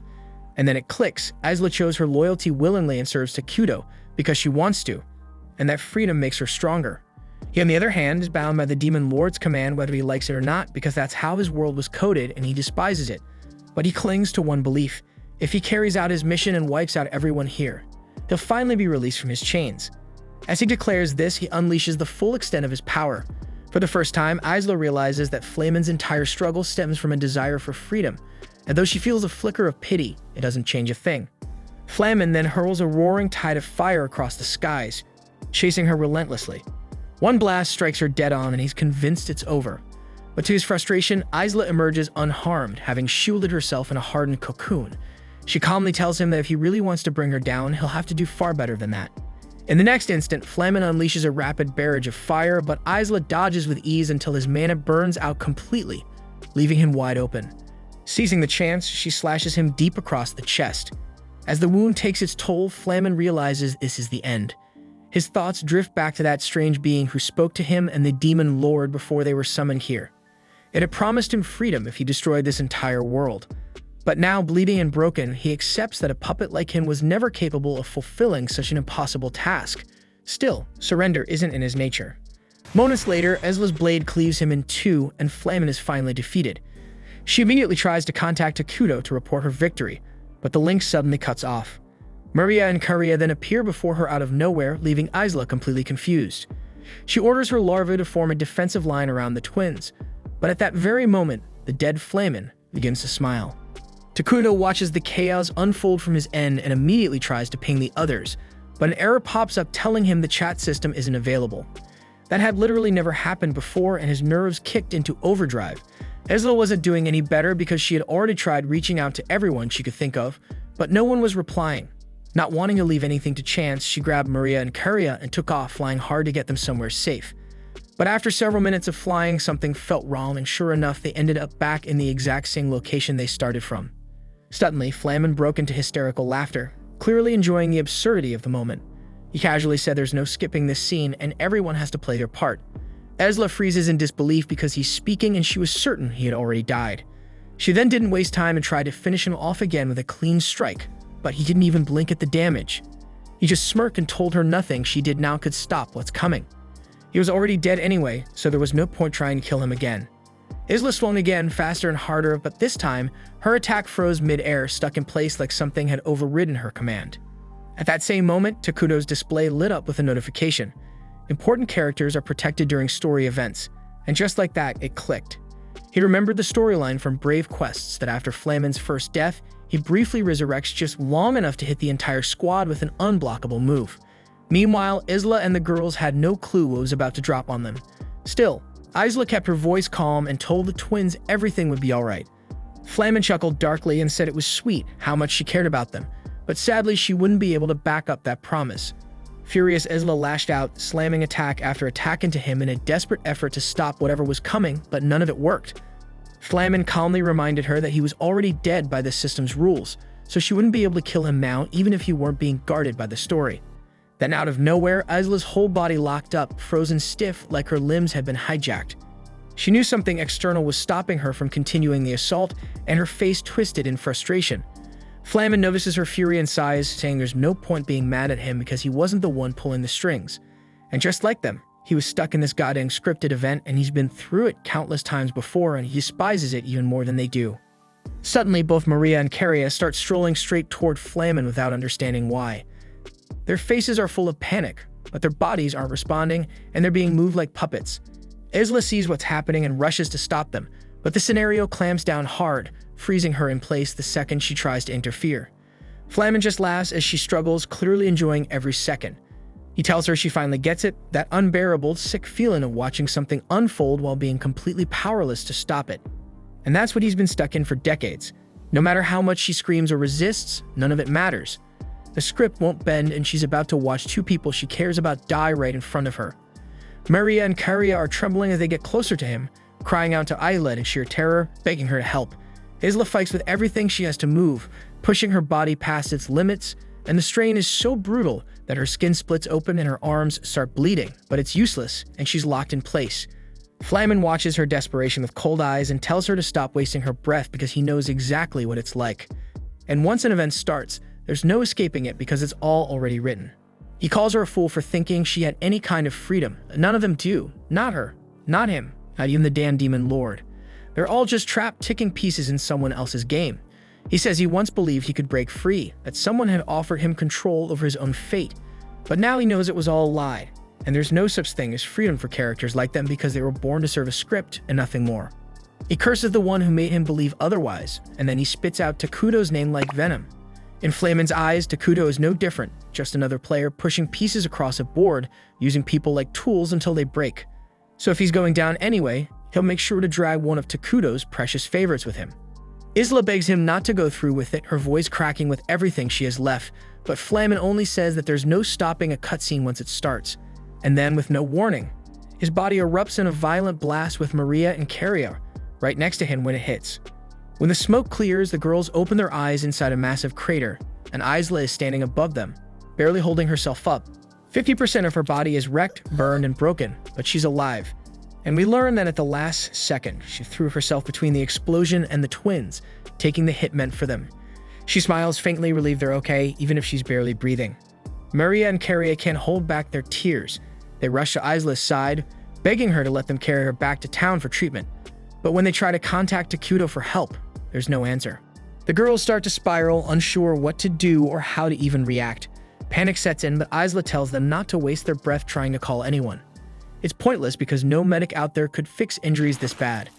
She knows she doesn't have much time left, so she tells Maria and Karia to listen closely. She's not going to make it out of this, but before she goes, there's one final thing she needs them to do. The twins break down, blaming themselves for getting caught in Flamin's blast. They cry that this must be karma for thinking they could finally have a happy life, but Isla shuts that down fast. She tells them none of this is their fault. If anything, it's hers for being too weak to survive the hit. But Maria and Karia can't accept that. This is the second time someone who felt like a mother to them has died trying to protect them. They're done pretending they're strong enough to keep going, so they beg Isla to let them die with her because there is no point in living if everyone they love ends up dead anyway. Isla tells them to stop and listen closely because there's something she needs to pass on. She knows this is going to sound twisted, especially after what the girls went through, being forced to survive by eating their mother's remains, but this has to be done. She pushes her hand into her own chest without hesitation, rips out her heart, and holds it out to them. She tells them to eat it and live on for her. The twins collapse into tears, horrified, shaking their heads that they can't do it. Not again. They don't want to go through that nightmare twice. But Isla explains that she has a unique skill called royal succession, and if they consume her heart, her powers, her techniques, her entire skill set, all of it will become theirs. She's sorry she couldn't keep her promise to stay by their side, but this is the only thing she can still give them, so she begs them to take her heart and live on for her sake. At the same time in Dragonton, Atuv is nearly finished wiping out the remaining pockets of the demon army. She's doing great work, but she's also getting seriously annoyed. Molter's been trailing behind her non-stop, clinging to her like a lost puppy. She tells him he can go wait in the city like a normal person, but he refuses, reminding her that Takuto gave him direct orders and he's to march with her until the Demon Lord's fortress is turned to dust. And of course, that's when more monsters show up again. Atu rolls her eyes, clearly fed up, and she's not in the mood for this shit, so without wasting a second, she skewers every damn one of them straight through the throat. But then, out of nowhere, Atu's interface pings with a system alert, and as she reads it, her eyes widen in disbelief. A second later, her fury erupts into a raw scream that shakes the entire battlefield. Molter immediately recognizes the danger and yells for everyone nearby to hit the ground unless they got a death wish. The storm inside her only lasts a moment before Atu manages to pull herself back, exhaling hard as she apologizes for losing it like that. Molter says it's no big deal, but he asks what the hell just happened to trigger her so badly, so she tells him that Isla is dead. At the same time in Mainabra, Takuto is still frozen in shock, unable to process it. He knew about Flamin's infamous scripted sequence because it was a staple in the Brave Quest storyline, but he never thought it would carry over into this world. He then tries to connect with Isla one more time, but this time he gets a message that confirms her existence has been erased from the system. The words drop like a hammer and he collapses his knees, crushed by the realization that he's just lost one of his most trusted heroes for real. In the original quest, one version of the event always ended with a single character sacrificing themselves and transferring their power to two others. And that's exactly what happened here. Cutting back to the twins, Maria and Karia have just finished consuming Isla's heart as she had asked them to. The power of royal succession activates, and with it, they inherit Isla's title and power as Mainara's next generation of heroes. But this moment doesn't bring them pride or happiness, only a heavy silence as they quietly join hands and begin walking toward the Demon Lord's fortress. Now that the scripted event has ended, communication channels are back online. Takuto immediately contacts Atu and brings her up to speed. He tells her Isla was taken out by a cutscene event, one that couldn't be interrupted. Atu doesn't fully understand what that means, but she figures it's similar to Ice Rock's unavoidable finishing move. Isla's death hits like a strategic disaster, so Atu says she wants to drop everything and return to Managra immediately, but Takuto stops her. He explains that while Isla's gone, the twins made it through, and because of Isla's royal succession ability, they've inherited her legacy. The problem is they're already marching toward the stronghold, fueled by rage, grief, and a thirst for vengeance. And they're so locked in that even Takuto's commands aren't reaching them. He makes it clear that Mainara can't risk losing more heroes, so he needs Atu to chase after them and bring them back before they get themselves killed. Atu understands the logic, but she doesn't agree. She argues that leaving Takuto behind without a hero to guard him is dangerous, especially now when there are still unknown mechanics and potential exploits in play that could be used against him. So the last thing they need is a surprise event while he's unprotected. Takuto appreciates Atu's caution and the fact that she's thinking of his safety first, but right now she's the only one he trusts to deal with the twins. Getting Maria and Karia back in one piece is the top priority, and there's no time to argue. He tells her flat out that this is a direct order and it's not up for debate. Atu clenches her jaw, nods once, and takes off at full speed to intercept them. She still hates the idea of leaving Takuto exposed, but she reminds herself that he's not some clueless player. He's a master tactician, and if he made this call, then he must be confident he knows what he's doing. Elsewhere, near the front lines of the demon army's defense zone, Carria is calmly walking up to the Wind Demon General alone. The general narrows her eyes, both confused and amused by the sight of a lone child strolling into enemy territory without a care in the world. She's just about to give the command to vaporize the girl when Carria lifts her gaze and unlocks her new power. And as for Maria, she's always been a little off, but losing Isla shattered something inside her. Now she's practically dancing in front of the Earth's general forces, laughing about how the world despises her. Her expression is twisted with misery, and the general can't decide whether she's freaking mad or terrifying. Back on Carria's side, every demon in the area suddenly starts screeching in agony, their bodies writhing like they're being torn apart from the inside. The Wind General realizes it must be Carria's doing and tries to end her with a cursed gust, but the girl doesn't flinch because her new ability, Divine Light, cancels all curse-based magic completely. Then she locks eyes with the general, and in seconds, the skin on the demon's body begins to rot and slow off her bones. It's another of Carria's new powers that infects her targets with a flesh-consuming disease, and within seconds, the Wind Demon's face liquefies and she collapses dead before she even has time to scream. Back over at Maria's side of the battlefield, her power, shaped by her constant dissociation, manifests as a curse that erases knowledge. Specifically, she makes the Earth General's massive mech forget how to function. Its limbs seize up, and the whole machine collapses into a heap. And no matter what the General does, he can't override the effect. That's when Maria activates her second power, one born from the trauma of having to consume the remains of two mother figures. It gives her a psychic bite that is capable of tearing through multiple targets at once, and when she snaps her jaws shut, chunks of the mech and its golems are ripped clean off and vanish into nothingness. That just leaves the Earthquake General, who's visibly trembling. Maria notices his fear and calmly erases it from his memory, putting him into a passive trance. Then, just like the others, she takes a bite out of him, and it's over. Once the carnage settles, the twins turn their backs to the battlefield and walk away without a word. Their footsteps echo sharply in the silence that follows, leaving nothing but destruction behind them. Then a system alert pops up saying that Maria and Carria are now officially registered as a new world threat, and they're given a new title called the Witches of Regret, one that will spread far and wide. This was the final episode. Subscribe for more anime recaps.